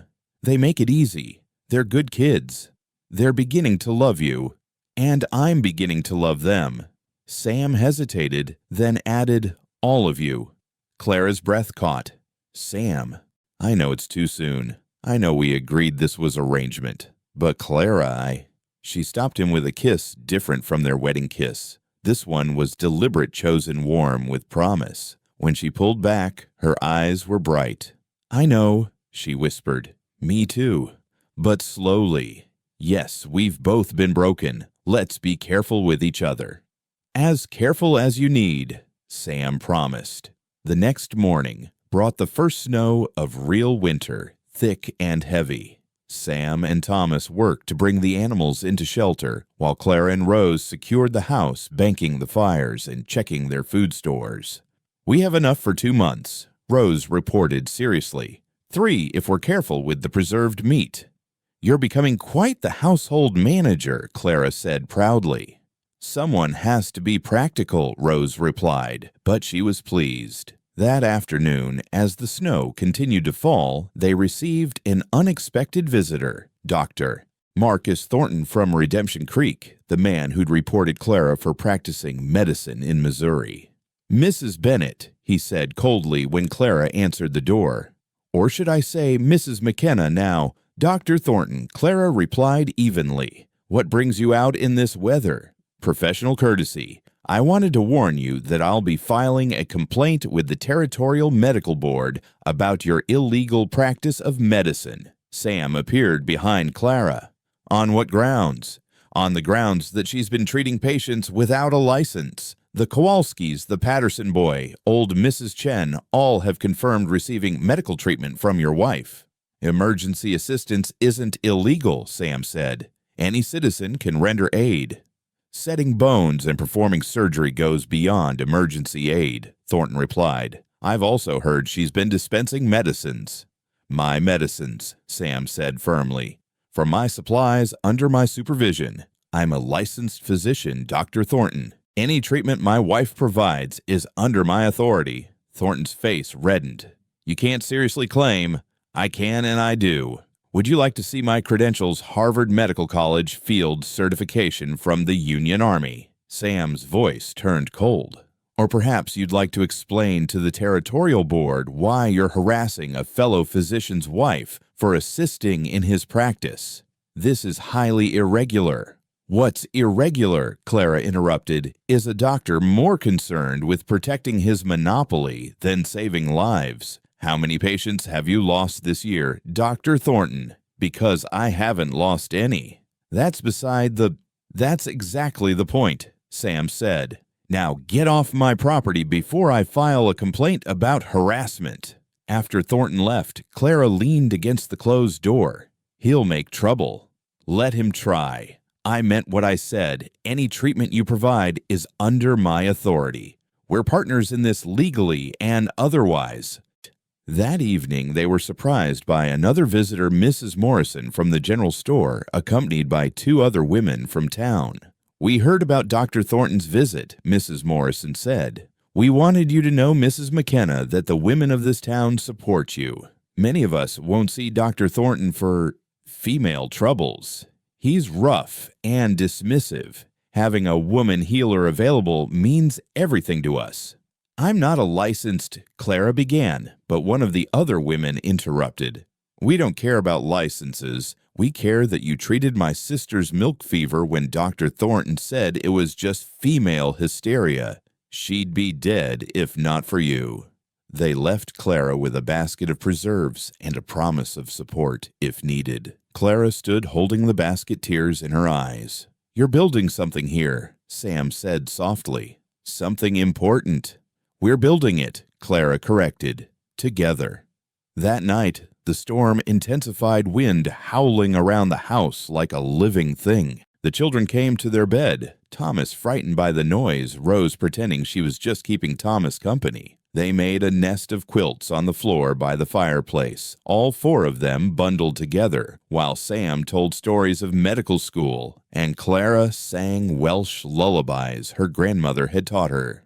This is nice, Thomas said sleepily. Like we're a real family. We are a real family, Rose corrected. Just a new one. Sam met Clara's eyes over the children's heads. The best kind, he said. The kind that chooses each other. The next morning, they woke to find the storm had passed, leaving the world crystalline and new. The ranch was buried under 2 feet of snow, transformed into something magical. Thomas and Rose immediately wanted to play outside, and Sam helped them build a snowman, while Clara made hot cocoa, real cocoa with milk and sugar, a luxury she'd hoarded for a special occasion. What are we celebrating? Sam asked when she brought out the steaming mugs. Our first month as a family, Clara said, and many more to come. As they stood in the snow, children laughing cocoa, warming their hands, Sam realized this was what he'd been fighting for all those years ago, even if he hadn't known it. Not just survival, but this a family built from broken pieces, stronger for having been mended. Clara, he said quietly, while the children were distracted with their snowman. I need to tell you something. She looked at him, sudden worry in her eyes. I love you, he said simply. Not the memory of you, not the idea of you, but you. Clara McKenna, mother and healer and warrior. I love you. Clara's eyes filled with tears that didn't fall. Oh, Sam, I love you too. I didn't expect, didn't want to, but I do.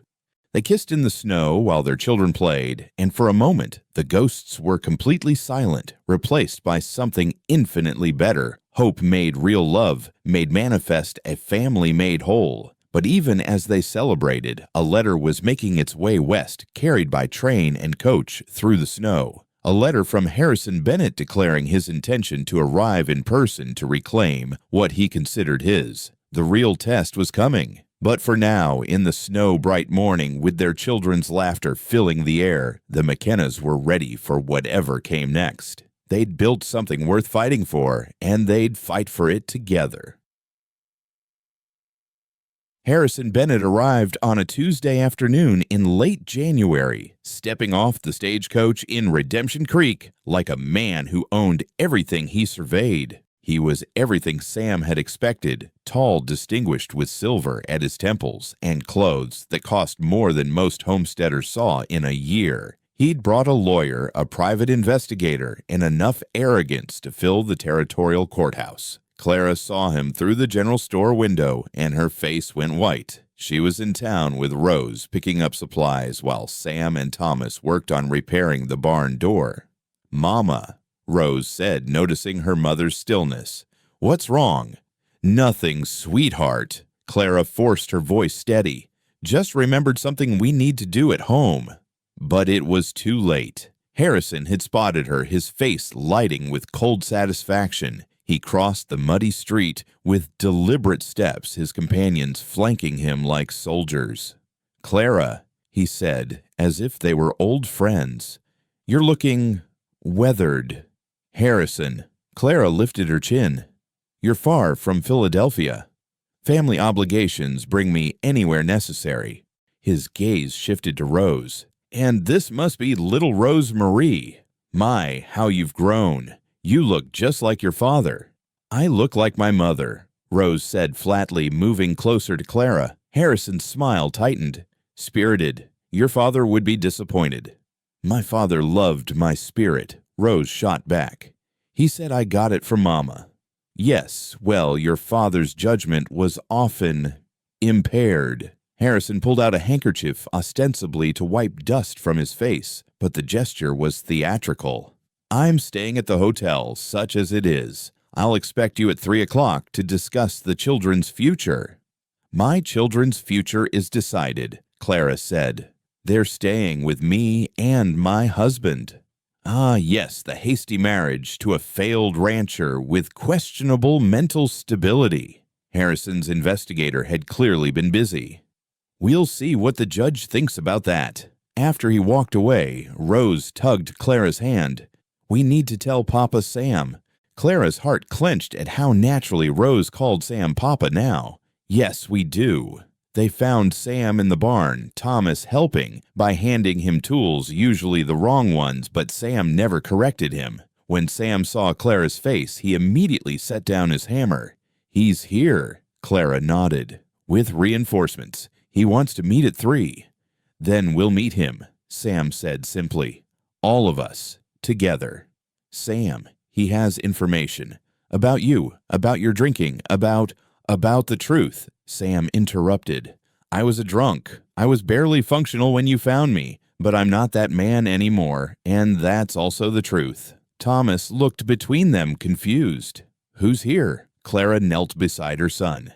"Your Uncle Harrison, Papa's brother." "I don't remember him." "That's because he never visited when Papa was sick," Rose said bitterly.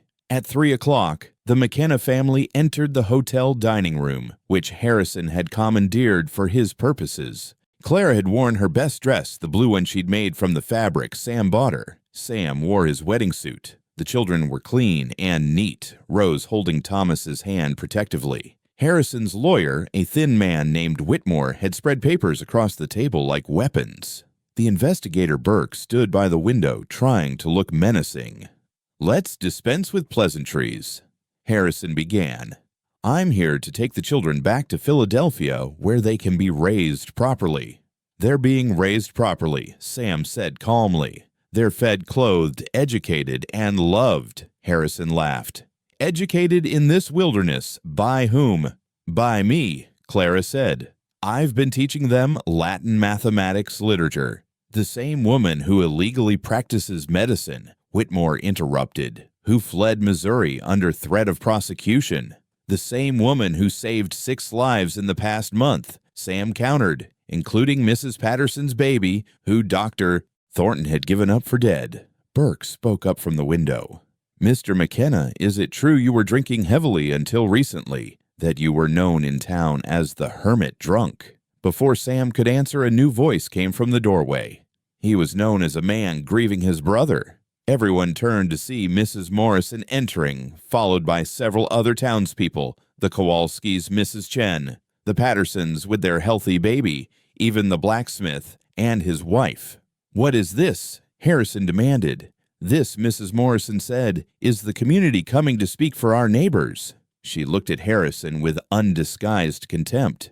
"You want to know about Sam McKenna. He's the man who gave the Hendricks family credit when their crop failed. He's the one who helped rebuild the school after the storm. And yes, he drank too much after the war, like half the men in this territory. But he stopped when he had reason to."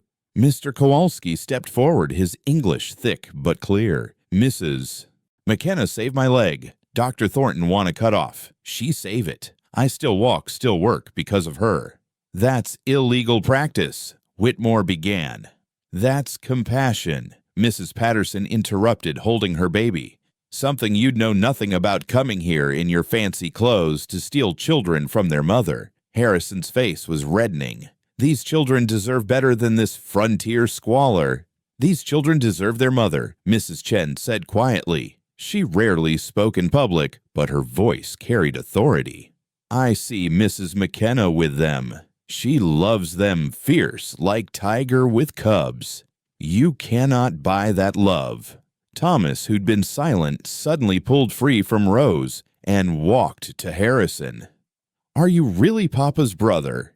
Harrison looked down at the boy, momentarily nonplussed. "Yes, child, I am." "Then why didn't you come when he was sick? Mama wrote you letters. I saw her crying when you didn't answer." The room went silent. Harrison's face showed a flicker of something, guilt, perhaps, or just annoyance. "Your father and I had differences." "You were ashamed of him," Rose said, standing beside her brother, "because he married Mama instead of that rich lady you picked. He told us." "That's enough," Harrison snapped. "Children should be seen. Children should be heard," Claire interrupted, moving to stand with her children. "Something James believed, even if you never did." The door opened again, and this time it was Judge Frederick Marsh who entered, but not alone. With him was an elegantly dressed woman whom Clara recognized with shock, Margaret Bennett Harrison's wife. "Margaret." Harrison looked stunned. "What are you doing here?" "What I should have done years ago," Margaret said calmly. She looked at Clara with kind eyes. "Mrs. McKenna, I apologize for my husband's behavior and for my silence when James needed us. Margaret, this is family business." "Yes, it is." Margaret's voice turned steel. "Which is why I'm here." She pulled a letter from her bag. "This is from James, written a month before he died. He asked me to protect his children from you, Harrison. He knew you'd try this." She handed the letter to Judge Marsh, who read it with increasing interest. "This is quite specific," Marsh said. "Dr. Bennett explicitly states he does not want his brother to have custody of his children's sighting." "My goodness, these are serious accusations, Mr. Bennett." Harrison's face had gone pale. "Those are private family matters. Matters that speak to your fitness as a guardian," Marsh replied. He looked at Claire and Sam. "Dr. Bennett also speaks highly of his wife's medical knowledge, even suggesting she knows more practical medicine than most licensed physicians." Sam felt Clara's hand slip into his, trembling slightly. He squeezed it reassuringly. Margaret wasn't finished. "I've also brought these." She produced a packet of letters. Correspondence from James to various medical colleges trying to secure his wife a place to study formally. He believed she had a gift that shouldn't be wasted. Dr. Thornton, who'd been lurking in the corner, stepped forward. "That doesn't make her practice legal." "No," Judge Marsh agreed. "But it makes it understandable. And given that she practices under her husband's supervision, a licensed physician, I see no legal violation here." "This is ridiculous," Harrison burst out. "These children need proper society, proper education." "I can read Cicero in Latin," Rose announced. "In the original. Can your children do that, Uncle Harrison?" "I can do arithmetic," Thomas added proudly. "And Papa Sam is teaching me geometry." "Papa Sam," Harrison sneered. "This man isn't their father. He's more father than you ever were, Uncle," Rose said fiercely. "He reads to us and teaches us and doesn't get angry when Thomas spills things. He helped Mama when she was scared, and he never yells except when the bull got loose, but that was because he was scared for us." Thomas nodded emphatically. "And he let me help save the baby rabbits when their mama died. We fed them with a tiny bottle. 3 of them lived." The townspeople murmured approvingly. Even Judge Marsh seemed charmed. "Children can be coached to say anything," Whitmore said desperately. "Then ask them something unexpected," Mrs. Morrison suggested. "Ask them about their daily life." Judge Marsh considered this. "Thomas, what did you have for breakfast?" "Eggs and bacon and Mama's biscuits with jam. But I don't like the seeds in the jam, so Papa Sam makes me special jam without seeds on Sundays." "Rose, what are you reading currently?" "David Copperfield by Mr. Dickens. Papa Sam and I are reading it together because some parts are sad, and he explains the hard words." "And what does your mother do in the evenings?" "She sews and tells us stories about when Papa, my first Papa, was young. And sometimes she and Papa Sam talk about medicine, and she teaches him about herbs, and he teaches her about surgery. They use big words we don't understand, but they look happy. Judge Marsh turned to Sam. Mr. McKenna, why did you marry Mrs. Bennet? Sam looked at Clara, then at the children, then directly at the judge. Because I was dead inside and she brought me back to life. Because her children needed a father, and I needed a reason to be better than I was. Because sometimes God gives you a second chance at family, and only a fool refuses it. That's not love, that's opportunity, Harrison said coldly. No, Sam replied. Opportunity was offering to help a desperate woman. Love was realizing I couldn't breathe right when she wasn't in the room. Love was teaching Thomas to ride a horse and wanting to protect Rose from every hurt in the world. Love was watching Clara save lives with knowledge she shouldn't have but does, and being proud instead of threatened. Clara squeezed his hand tighter. Mrs. McKenna, Judge Marsh said. The same question. Clara looked at Harrison first, then at the judge. I married Sam because he saw me stealing to save my child and offered help instead of judgment, because he recognized my skills when the world said I shouldn't have them, because he gave my children safety and love without asking for anything in return, because he's haunted by the same ghosts I am, and together we make them quieter. She turned to face Harrison directly. But mostly I married him because he's everything James would have wanted for us. James knew his family had failed him. He knew you'd come for the children. And he knew I'd need someone strong enough to stand against you. He just didn't know it would be someone who would also teach Thomas to be brave and Rose to be proud of her mind. Margaret Bennet moved to stand beside Clara. Harrison, enough. You've lost. Come home and tend to your own children instead of trying to steal James's. Harrison's face was purple with rage. This isn't over. Yes, it is, Judge Marsh said firmly.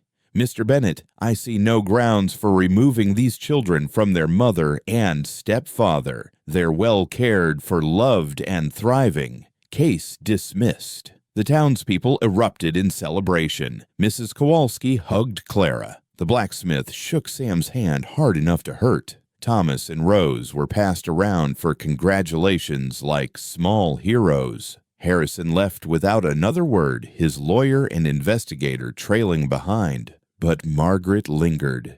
Clara, she said softly, I brought something else. She handed Clara a small leather journal.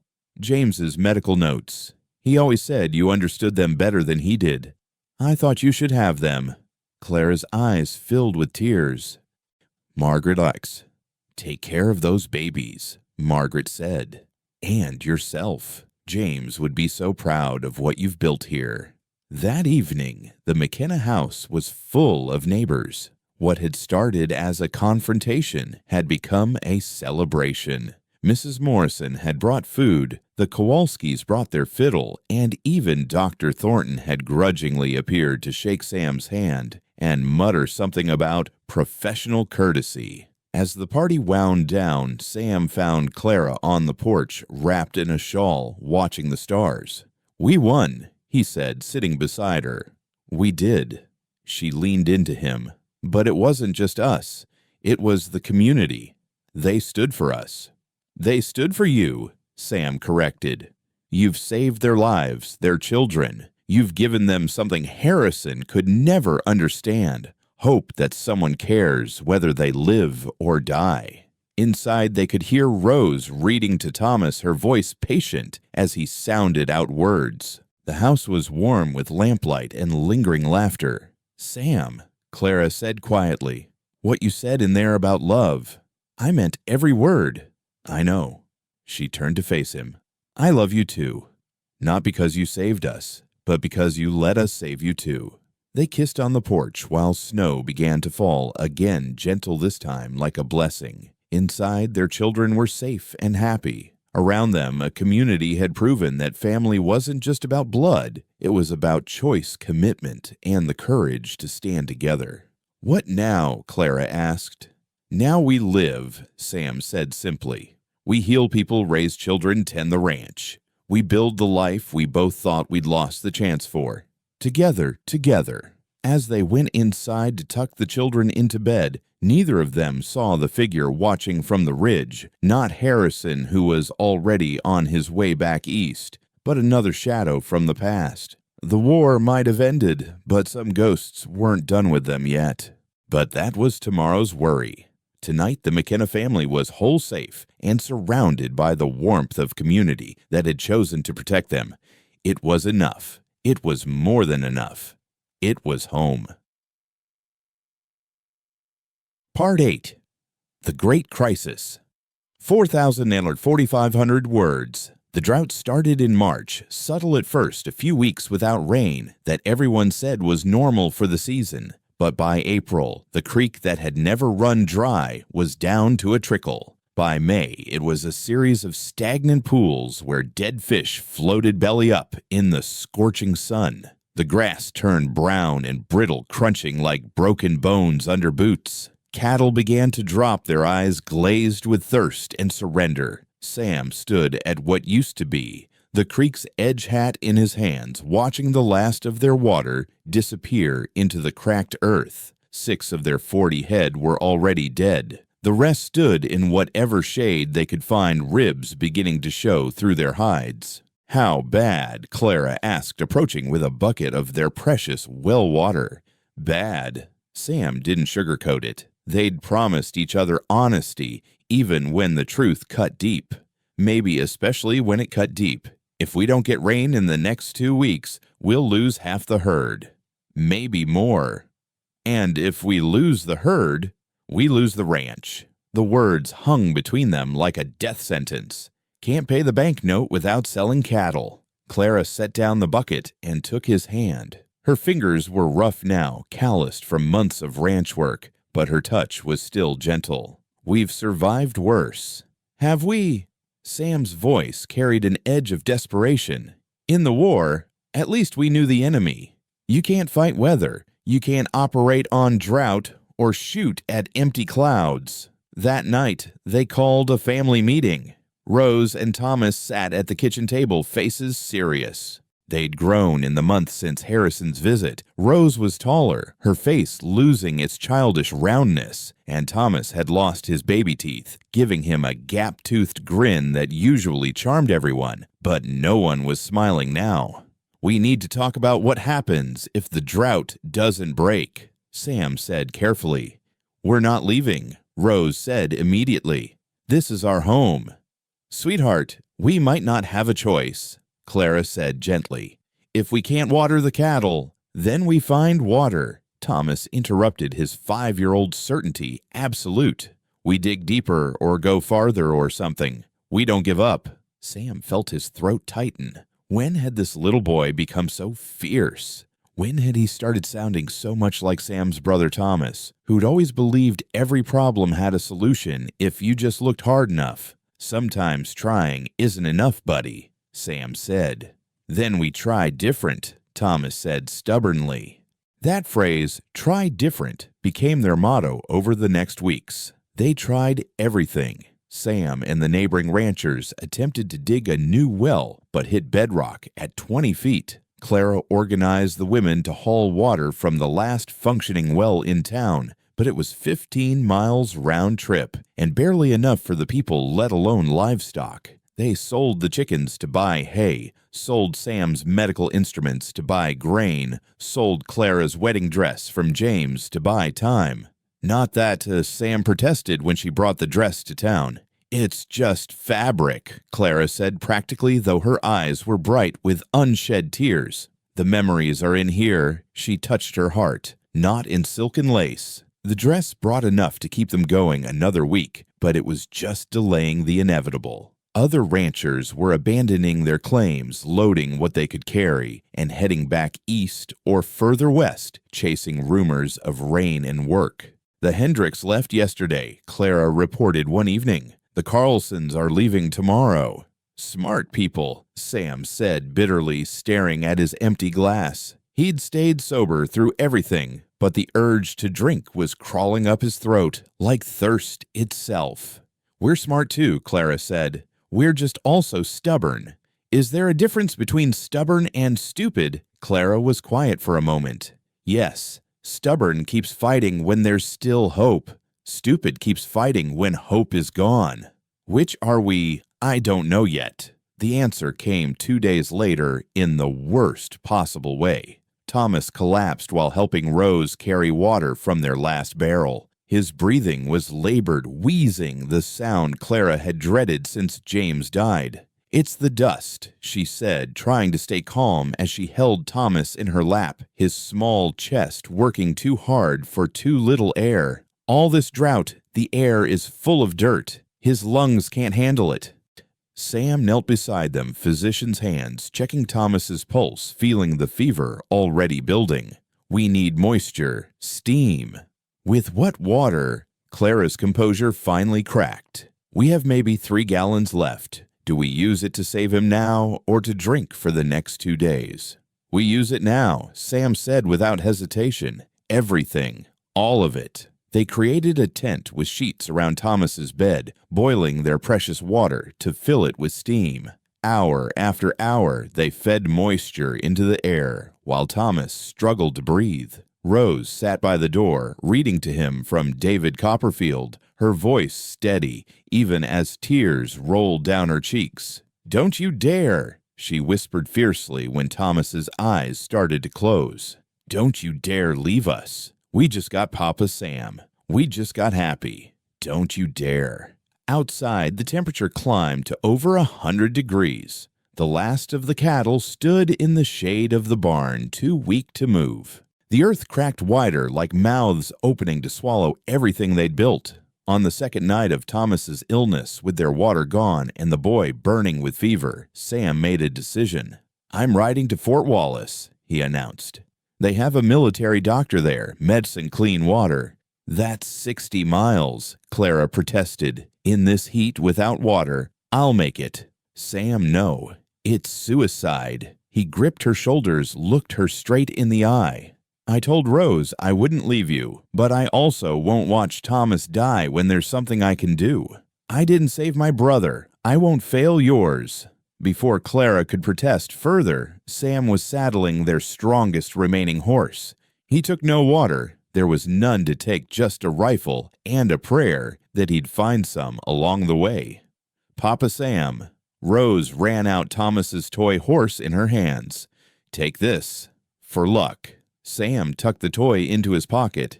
"Take care of them," he told Rose. "You come back," she ordered, sounding exactly like her mother. "You hear me? You come back." Sam rode into the dawn, the sun already brutal at first light. Behind him, Clara stood in the doorway, one hand on Rose's shoulder, the other pressed to her heart, where fear was building a nest of thorns. The first 20 miles were manageable. Sam knew where a few seep springs might still have moisture, and he found enough to wet his lips and give the horse a few swallows. But by noon, with the sun directly overhead, and the temperature approaching hellish, both he and the horse were struggling. Mirages danced on the horizon, lakes of blue water that disappeared as he approached trees that turned out to be nothing but heat shimmer and desperation. His lips cracked and bled, his vision blurred. The horse stumbled more frequently, its breathing labored. At mile 35, the horse went down.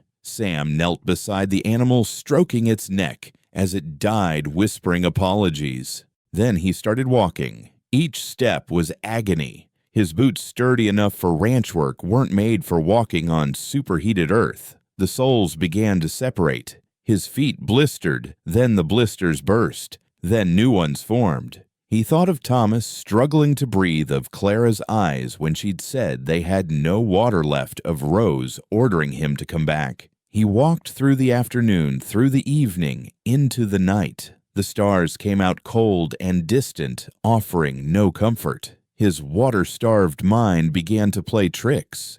He saw his brother Thomas walking beside him, young and whole. "You're going the wrong way," his brother said conversationally. "Death's back that direction." "Can't die yet," Sam mumbled through cracked lips. "Got a family now." "You had a family before." "Had me." "Failed you." "No, Ghost," Thomas said gently. "You held me while I died. That's not failing. That's loving. Sam stumbled, fell, got up, kept walking.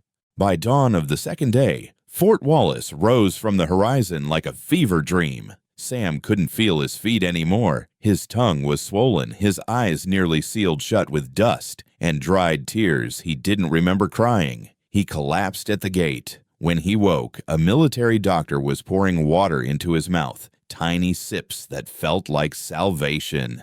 "Thomas," Sam croaked. "Boy, dying. Dust pneumonia."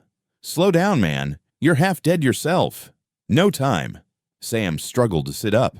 "My son, please." It took precious hours to make himself understood to convince the fort commander to send help. But finally, a wagon was loaded with water barrels, medicine, and the fort doctor himself. "This is highly irregular," the commander said. "Please." Sam begged, dignity abandoned. "He's 5 years old." Something in Sam's voice, or maybe in his eyes, convinced them. The wagon set out at the fastest pace the horses could maintain. Sam rode with them, his feet wrapped in bandages, his body screaming for rest he couldn't afford to take. They made it back to the ranch in record time, but Sam's heart sank when he saw the stillness of the place. No smoke from the chimney, no movement in the yard. Even the dying cattle were gone. Clara. He half fell from the wagon, stumbling toward the house. Rose. The door opened, and there was Clara, hollow-eyed and exhausted but standing. "Sam, Sam." She flew into his arms, and he held her despite the pain in his burned hands, his cracked ribs, his everything. "Thomas." "Holding on, barely. Mrs. Morrison brought their last water yesterday, but—" The fort doctor was already moving, carrying his medical bag into the house. What followed was a battle as intense as any Sam had witnessed in the war. The doctor had brought a new treatment, a bronchodilator that had to be administered precisely carefully, while Thomas's small body fought to reject it. "Hold him still," the doctor ordered, and Sam and Clara did their hands steady despite their exhaustion, their fear. Rose stood in the corner singing the Welsh lullaby Clara had taught her, her voice threading through the crisis like a lifeline. For hours they fought. Thomas seized, twice his body rigid with the effort to breathe. His fever spiked to dangerous levels, then broke, suddenly drenching him in sweat they couldn't afford to replace. Then, just as the sun was setting on the second day, Thomas opened his eyes clearly and said, "I'm thirsty." It was the most beautiful sentence Sam had ever heard. The fort had brought enough water to last a week and medicine to treat Thomas's damaged lungs. But they couldn't save the ranch. With the cattle dead and no rain in sight, the bank note would come due with no way to pay it. "We'll start over," Clara said, that night Thomas sleeping peacefully for the first time in days.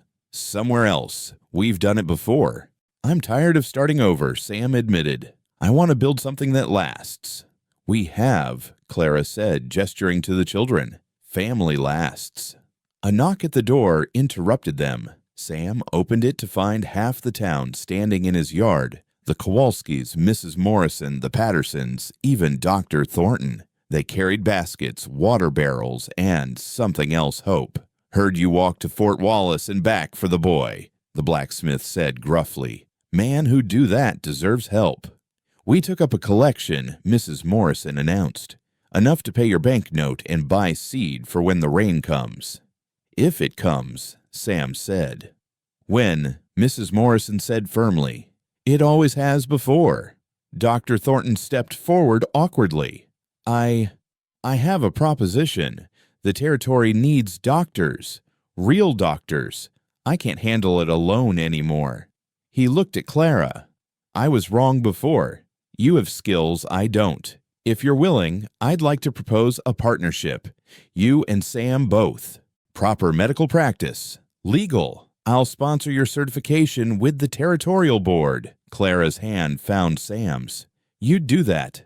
I've watched you save lives I'd have lost," Thornton admitted. "Pride's a luxury I can't afford anymore, not with lives at stake." That night, after everyone had gone, the McKenna family sat together on the porch. Thomas was wrapped in blankets on Sam's lap, breathing easily. Rose leaned against Clara, the strain of the past days showing in her drooping eyes.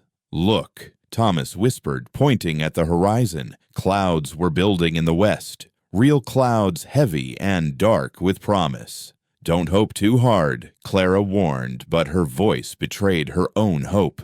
They sat and watched the clouds approach, watched lightning flicker in their depths, smelled the change in the air that every frontier family knew by heart. The first drops fell just after midnight, soft at first, hesitant, then harder, steadier, until it was a proper rain soaking into the cracked earth, filling the empty creek beds, washing the dust from the air. Thomas laughed, tipping his face up to catch the drops. Rose danced in the yard, arms spread wide. Sam and Clara stood on the porch holding each other, watching their children celebrate.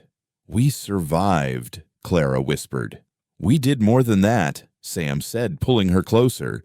"We proved Thomas right. When trying isn't enough, you try different." The rain continued through the night and into the next day. Not enough to end the drought completely, but enough to begin healing the land.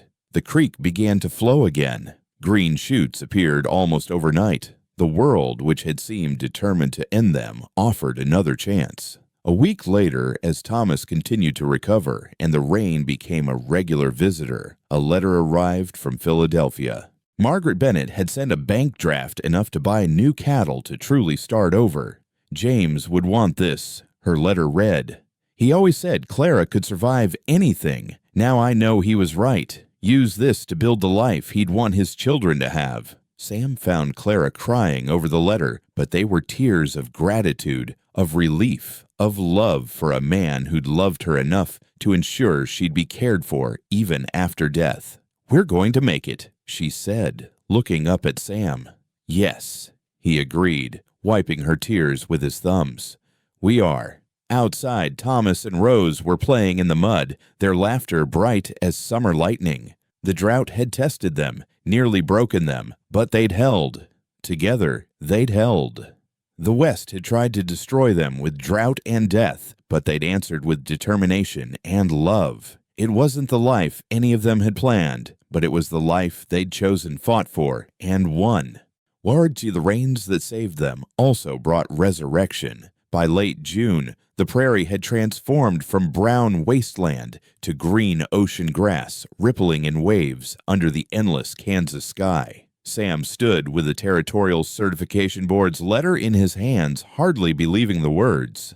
"Clara McKenna is hereby granted provisional medical certification pending completion of examination requirements." He read it aloud for the third time, as if repetition might make it more real. Clara took the letter with trembling hands. "They really approved it. Thornton kept his word. He testified about your skills, brought the records of every life you've saved." Sam pulled her close.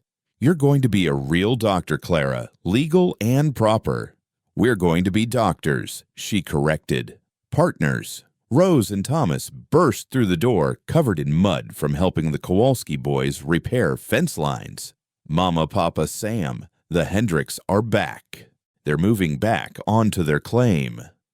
It was true. Families who'd fled the drought were returning, drawn by news of rain and the promise of fresh starts. The town was rebuilding, and at its heart was the new medical practice of Doctors McKenna and Thornton, operating out of a converted storefront that Mrs. Morrison had offered at generous terms. "We'll need supplies," Clara said, practically already making lists in her head. "Proper surgical instruments, medicines, beds for patients who need extended care." "I know where we can get them," Sam said. "There's an Army surplus sale at Fort Wallace next month. They're decommissioning the field hospital." Clara looked at him with understanding. "Full circle. Maybe that's how healing works," Sam replied. "Circles, not straight lines." The examination was scheduled for July 15th in Topeka. Clara studied with fierce determination, her medical texts spread across the kitchen table every night. Sam quizzed her while they worked. Rose helped her memorize anatomical terms, and even Thomas contributed by letting her practice examinations on him. "Does my heart sound good, Mama?" he'd ask after she listened with Sam's stethoscope. "Strong as a horse." She'd answer, though Sam could see the shadow of worry that never quite left her eyes when she examined Thomas. The drought pneumonia had left scars on his lungs that would require lifetime vigilance. The night before Clara left for Topeka, the community threw a surprise party at the church. Women who'd once whispered about the propriety of female doctors now pressed her hands and wished her luck. Men who'd been skeptical brought small gifts, a new medical bag from the leather worker, a set of scales from the general store. Dr. Thornton stood to make a toast. When I first met Clara McKenna, I saw her as a threat to my practice. I was wrong. She's not a threat. She's a necessity. This territory needs healers who understand that medicine isn't just about the body, but about the spirit. Clara heals both. Hear, hear. The crowd cheered, and Clara had to excuse herself to hide her tears. Later that night, Sam found her on their porch watching the stars. Nervous. Terrified, she admitted. What if I fail? What if everything I know isn't enough for their tests? Then you'll take it again, Sam said simply. And again, if necessary. But Clara, you won't fail. You know more practical medicine than most doctors learn in a lifetime. How can you be so sure? Because I've watched you work. Because you saved our son. Because you're the woman who walked through hell as a nurse and came out a healer. He took her hands. Because you're Clara McKenna and you don't know how to give up. She kissed him, then deep and sure. When did you become so wise? When I married you. The 3 days Clara was gone were the longest of Sam's life. He tried to stay busy seeing patients with Thornton working the ranch, teaching Thomas to write his letters, but his mind kept wandering to Topeka, to Clara facing a panel of male doctors who might resent her very presence. Rose noticed his distraction. She'll pass, she said confidently. Mama's the smartest person I know. Smarter than me, Sam teased. Much smarter, Rose said seriously. You married her, didn't you? That's the smartest thing you ever did. On the third evening, Sam was closing the clinic when he heard the stagecoach arriving. He actually ran down Main Street, Rose and Thomas at his heels. The coach door opened, and Clara stepped out, her face unreadable. Well, Sam could barely breathe. Clara held the moment, then smiled like sunrise. 97%. Highest score they've ever recorded. Sam swept her into his arms, spinning her around while Rose and Thomas cheered. The whole town seemed to materialize, word spreading like wildfire.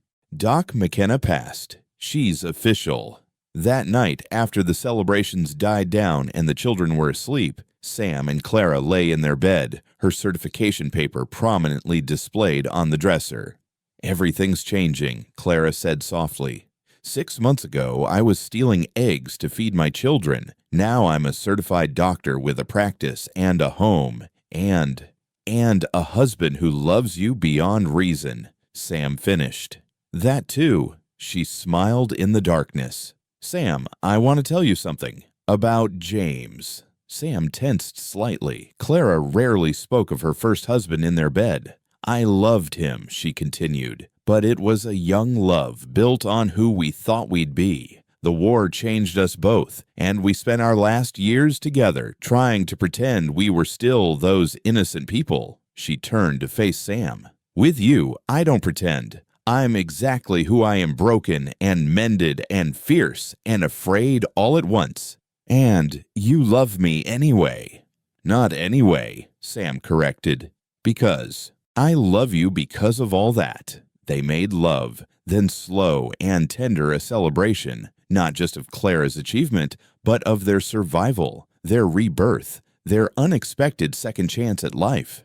The medical practice thrived. Patients came from 100 miles away to see the woman doctor who'd passed the examination with the highest score in territorial history. Clara treated women's ailments that they'd never speak of to male doctors delivered babies with a gentleness that eased the terror of childbirth and taught young mothers how to keep their children healthy. Sam worked alongside her, their partnership seamless. He handled the surgical cases that required his steadier hands. Years of ranch work had given Clara strength, but also a tremor from overwork. She managed the diagnostic puzzles, the chronic conditions, the delicate psychology of healing. Dr. Thornton, instead of being threatened by their success, seemed relieved. "I can finally take a day off," he said. First time in 5 years. One day in August, a familiar figure appeared in their clinic, Margaret Bennett Harrison's wife. Clara's hand went to Sam's, automatically bracing for conflict.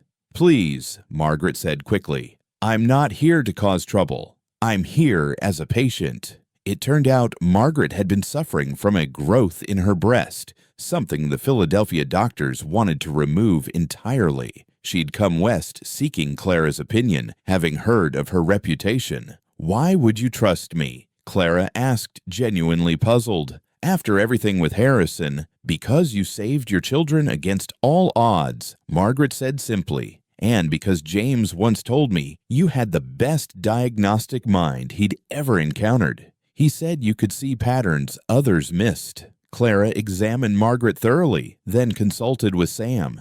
Together, they proposed a different approach, a more limited surgery that might preserve more tissue while still removing the growth.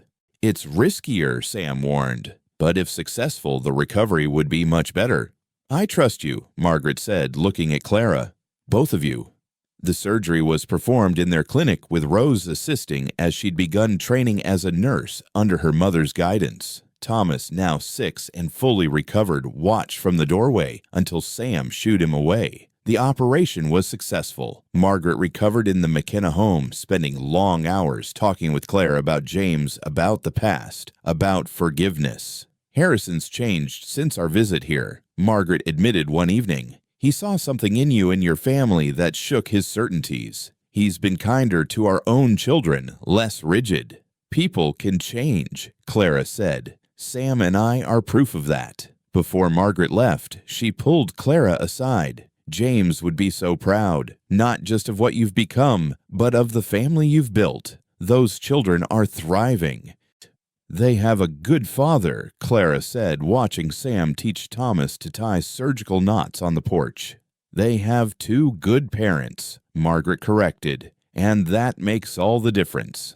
As autumn approached the territory prepared for the Harvest Festival, it would be the first real celebration since the drought, a symbol of survival and renewal. Claire and Sam were chosen to be the honored family recognized for their service to the community. "I don't like being the center of attention," Sam grumbled as Clara adjusted his new suit. "Too bad," she said, kissing his cheek. "Heroes don't get to choose obscurity." "We're not heroes. We're just people who kept trying." "Sometimes that's the same thing." The festival was glorious. The rain had produced a magnificent harvest, and the tables groaned under the weight of food. There was dancing and music, laughter and hope. Thomas won the pie-eating contest, his face covered in blueberry filling. Rose recited Latin poetry to amazed audiences. As the sun set, Sam found himself standing with Dr. Thornton, watching Clara teach a group of young women basic medical techniques. "You know she's going to change everything," Thornton said. "More women will want to become doctors. The medical board will have to adapt."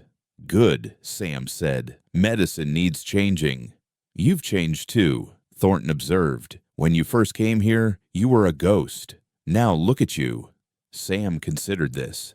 It was true. The man who'd hidden in a bottle, who'd come west to disappear, was gone. In his place stood someone who had learned that healing others could heal yourself, that building a family from broken pieces could create something stronger than what existed before. "Papa Sam," Thomas ran up, grabbing his hand. "Come dance, Mama says you have to dance." Sam let himself be pulled onto the makeshift dance floor, where Clara waited beautiful in her simple blue dress. As the fiddle played, they danced while their children laughed and their community celebrated around them. "No regrets?" Clara asked as they swayed together. "How could I regret the path that led me to you? Even the pain, the losses, even those," Sam said. "Because without them, I wouldn't understand the value of what we have." The music swelled, and other couples joined them on the floor. The Kowalskis, the Morrisons, even the young couple who'd just claimed the plot next to theirs. The community that had nearly died in drought now danced in abundance. Later that night, as they tucked the children into bed, Thomas asked, "Will we always be this happy?" Sam and Clara exchanged glances. How to answer such a question honestly? "We'll always be together," Clara said finally. "And that's a kind of happiness that lasts." Even when bad things happen, Rose asked, older and wiser than her 8 years. "Especially then," Sam said, "because we'll face them together." The children seemed satisfied with this answer. As Sam and Clara stood in the doorway watching them settle into sleep, Sam felt a profound sense of completion, not ending, but wholeness. "We did it," he whispered to Clara. "We actually did it." "Did what?" "Built something unbreakable." Clara leaned into him. "Nothing's unbreakable, Sam." "No," he agreed. "But some things are worth fixing again and again, as many times as it takes." Outside, the prairie wind sang through the grass, and the stars wheeled overhead in their eternal dance. The McKenna family slept peacefully in their home, surrounded by community, protected by love, and healed by the choice to keep choosing each other every day, no matter what came. The drought had tried to destroy them. Harrison had tried to divide them. The past had tried to haunt them. But they had answered every challenge with the same response together, and together they were unstoppable. 10 years later, on a crisp October morning in 1883, Dr. Clara McKenna stood in the doorway of the new Redemption Creek Hospital, a proper building with 12 beds, an operating theater, and a teaching room where she instructed young women who came from across the territory to learn medicine from the legendary Lady Doctor. "Mama, you're going to be late," Rose called from inside. At 18, she had her mother's steady hands and sharp mind already accepted to the Women's Medical College of Pennsylvania for the following year. "I'm coming," Clara said, but she lingered another moment, watching the sunrise paint the prairie gold. So much had changed. So much had stayed the same. Sam appeared beside her, his hair more silver than copper now, but his eyes still bright with the purpose she'd helped him rediscover. "Nervous." "For a speech after all we've been through," Clara laughed. "Though I still can't believe they want me to address the Territorial Medical Convention." "Believe it. You've trained 6 women doctors in the last 5 years. You've changed the infant mortality rate for the entire county. You deserve to be heard." Thomas rushed past them, 15 now, and tall as Sam, late for his job at the newspaper where he was learning to set type. "Tell them about the drought," he called over his shoulder. "Tell them how communities survive together." "I will," Clara promised. The convention hall in Topeka was packed. Doctors from across Kansas and beyond had come to hear the woman who'd scored the highest on the territorial medical exam speak about frontier medicine. Clara stood at the podium, looking out at the sea of faces, mostly male skeptical, some openly hostile. "Gentlemen," she began, then paused. "And ladies," she added, nodding to the small cluster of women in the back. "I'm here to talk about healing, not just bodies, but communities. Not just individuals, but families." She told them about the drought, about Thomas's pneumonia, about Sam walking 60 miles for medicine. She told them about neighbors sharing their last water, about a town protecting a family from those who would destroy it. "Medicine," she said, her voice growing stronger, "is not just about what we know. It's about how we serve. It's about seeing each patient not as a case, but as someone's child, parent, spouse. It's about understanding that healing happens in relationship, in community, in the choice to keep trying when trying seems impossible." She spoke about the women who wouldn't see male doctors for female complaints, dying of treatable conditions out of modesty. She spoke about the children lost to preventable diseases because their parents couldn't afford a doctor's fee. "We have a sacred duty," Clara said, meeting the eyes of the skeptics, "not to our bank accounts or our professional status, but to life itself. And life doesn't care about our certificates or our prejudices. It only cares that we show up skilled and ready without judgment. When she finished, the silence was profound. Then from the back, where the women stood, applause began. It spread slowly, reluctantly, from some, enthusiastically from others, until the entire hall was on its feet. Dr. Thornton, now head of the Territorial Medical Board, stood to speak. When I first met Dr. Clara McKenna, I tried to have her arrested for practicing medicine without a license. It was the greatest mistake of my professional life. She has taught me that healing is both an art and a science, and that sometimes the art matters more. I moved to establish a formal training program for women physicians with Dr. McKenna as its head. The vote wasn't unanimous, but it passed. On the train ride home, Clara leaned against Sam's shoulder, exhausted but exhilarated. Did that really happen? It did. You're going to train an army of women doctors. We are, she corrected. Partners remember. They returned to find Redemption Creek, preparing for a wedding, not their own this time, but Rose's. She'd fallen in love with the young newspaper editor who'd hired Thomas, a serious young man named David, who looked at Rose like she hung the stars. You're too young, Sam had protested when Rose first announced her engagement. I'm the same age Mama was when she married Papa James, Rose had countered. That's different. How, Rose had challenged, and Sam had no good answer. Now, watching Rose in Clara's carefully preserved wedding dress, the one from her marriage to Sam, bought back from the person who'd purchased it during the drought, Sam felt time folding in on itself. She looks like you, he told Clara. She looks like herself, Clara corrected, strong and sure and ready for whatever comes. The wedding was held in the church, now expanded to twice its original size. The whole town attended, including families Claire and Sam had saved over the years. The Kowalski children, healthy and thriving. The Patterson baby, now a sturdy 10-year-old. Dozens of others who owed their lives to the doctors McKenna. Thomas served as his sister's witness, proud and protective. At 15, he towered over most of the guests, but his lungs, though scarred, had held strong. He planned to study journalism and law, to fight with words instead of scalpels, as he put it. During the reception held in the field behind the church, where wildflowers grew in abundance, Sam found himself standing with several of the younger doctors who'd come to study under Clara. How did you do it? One asked.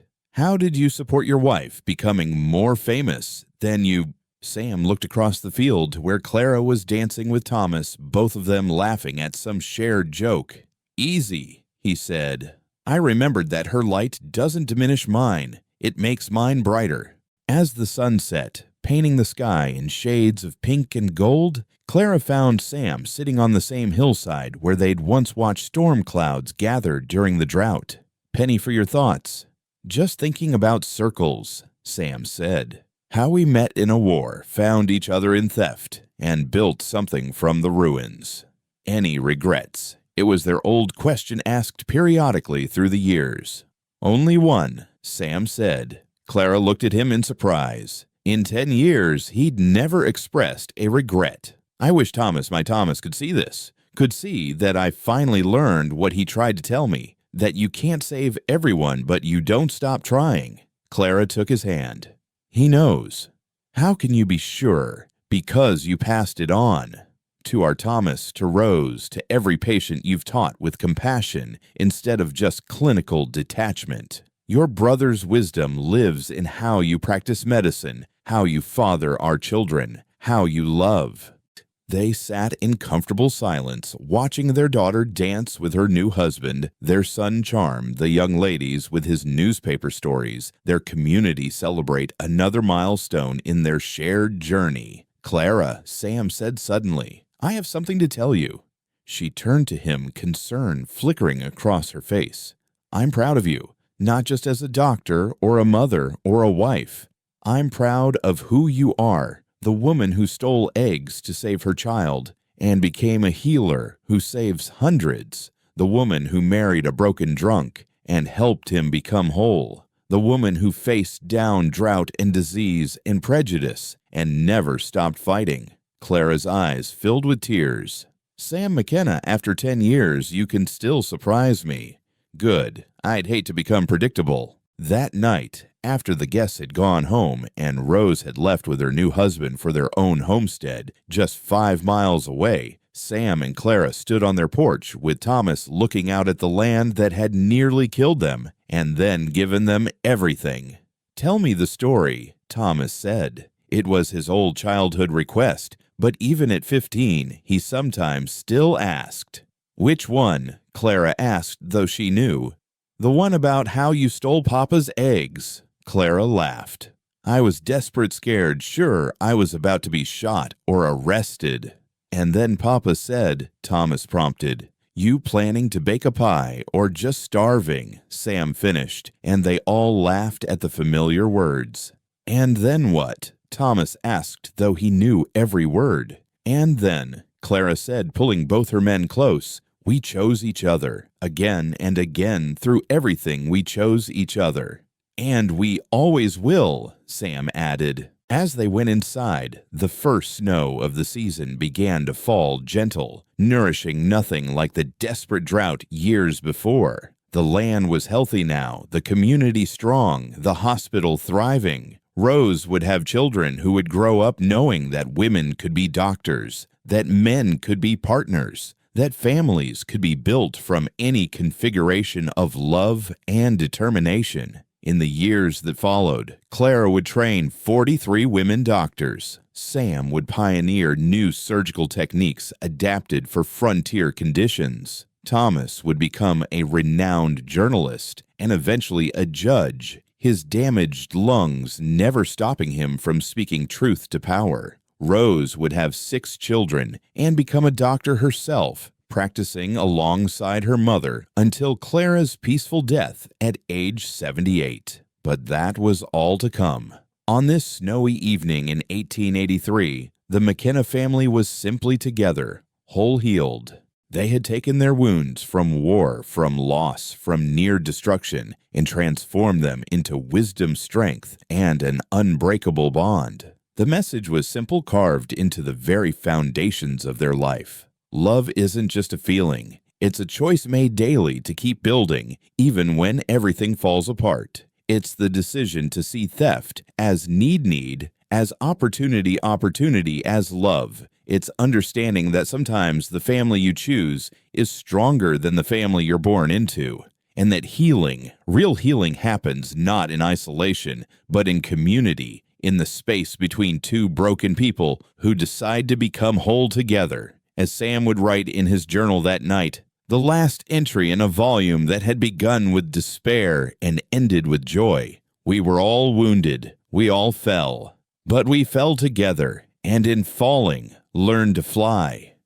The snow continued to fall, blessing the land that had tested them, the home they had built, the love they had chosen again and again, until choosing became as natural as breathing. And in the morning, they would wake and choose again, because that's what love is, not a single moment of decision, but a lifetime of choosing, building healing together.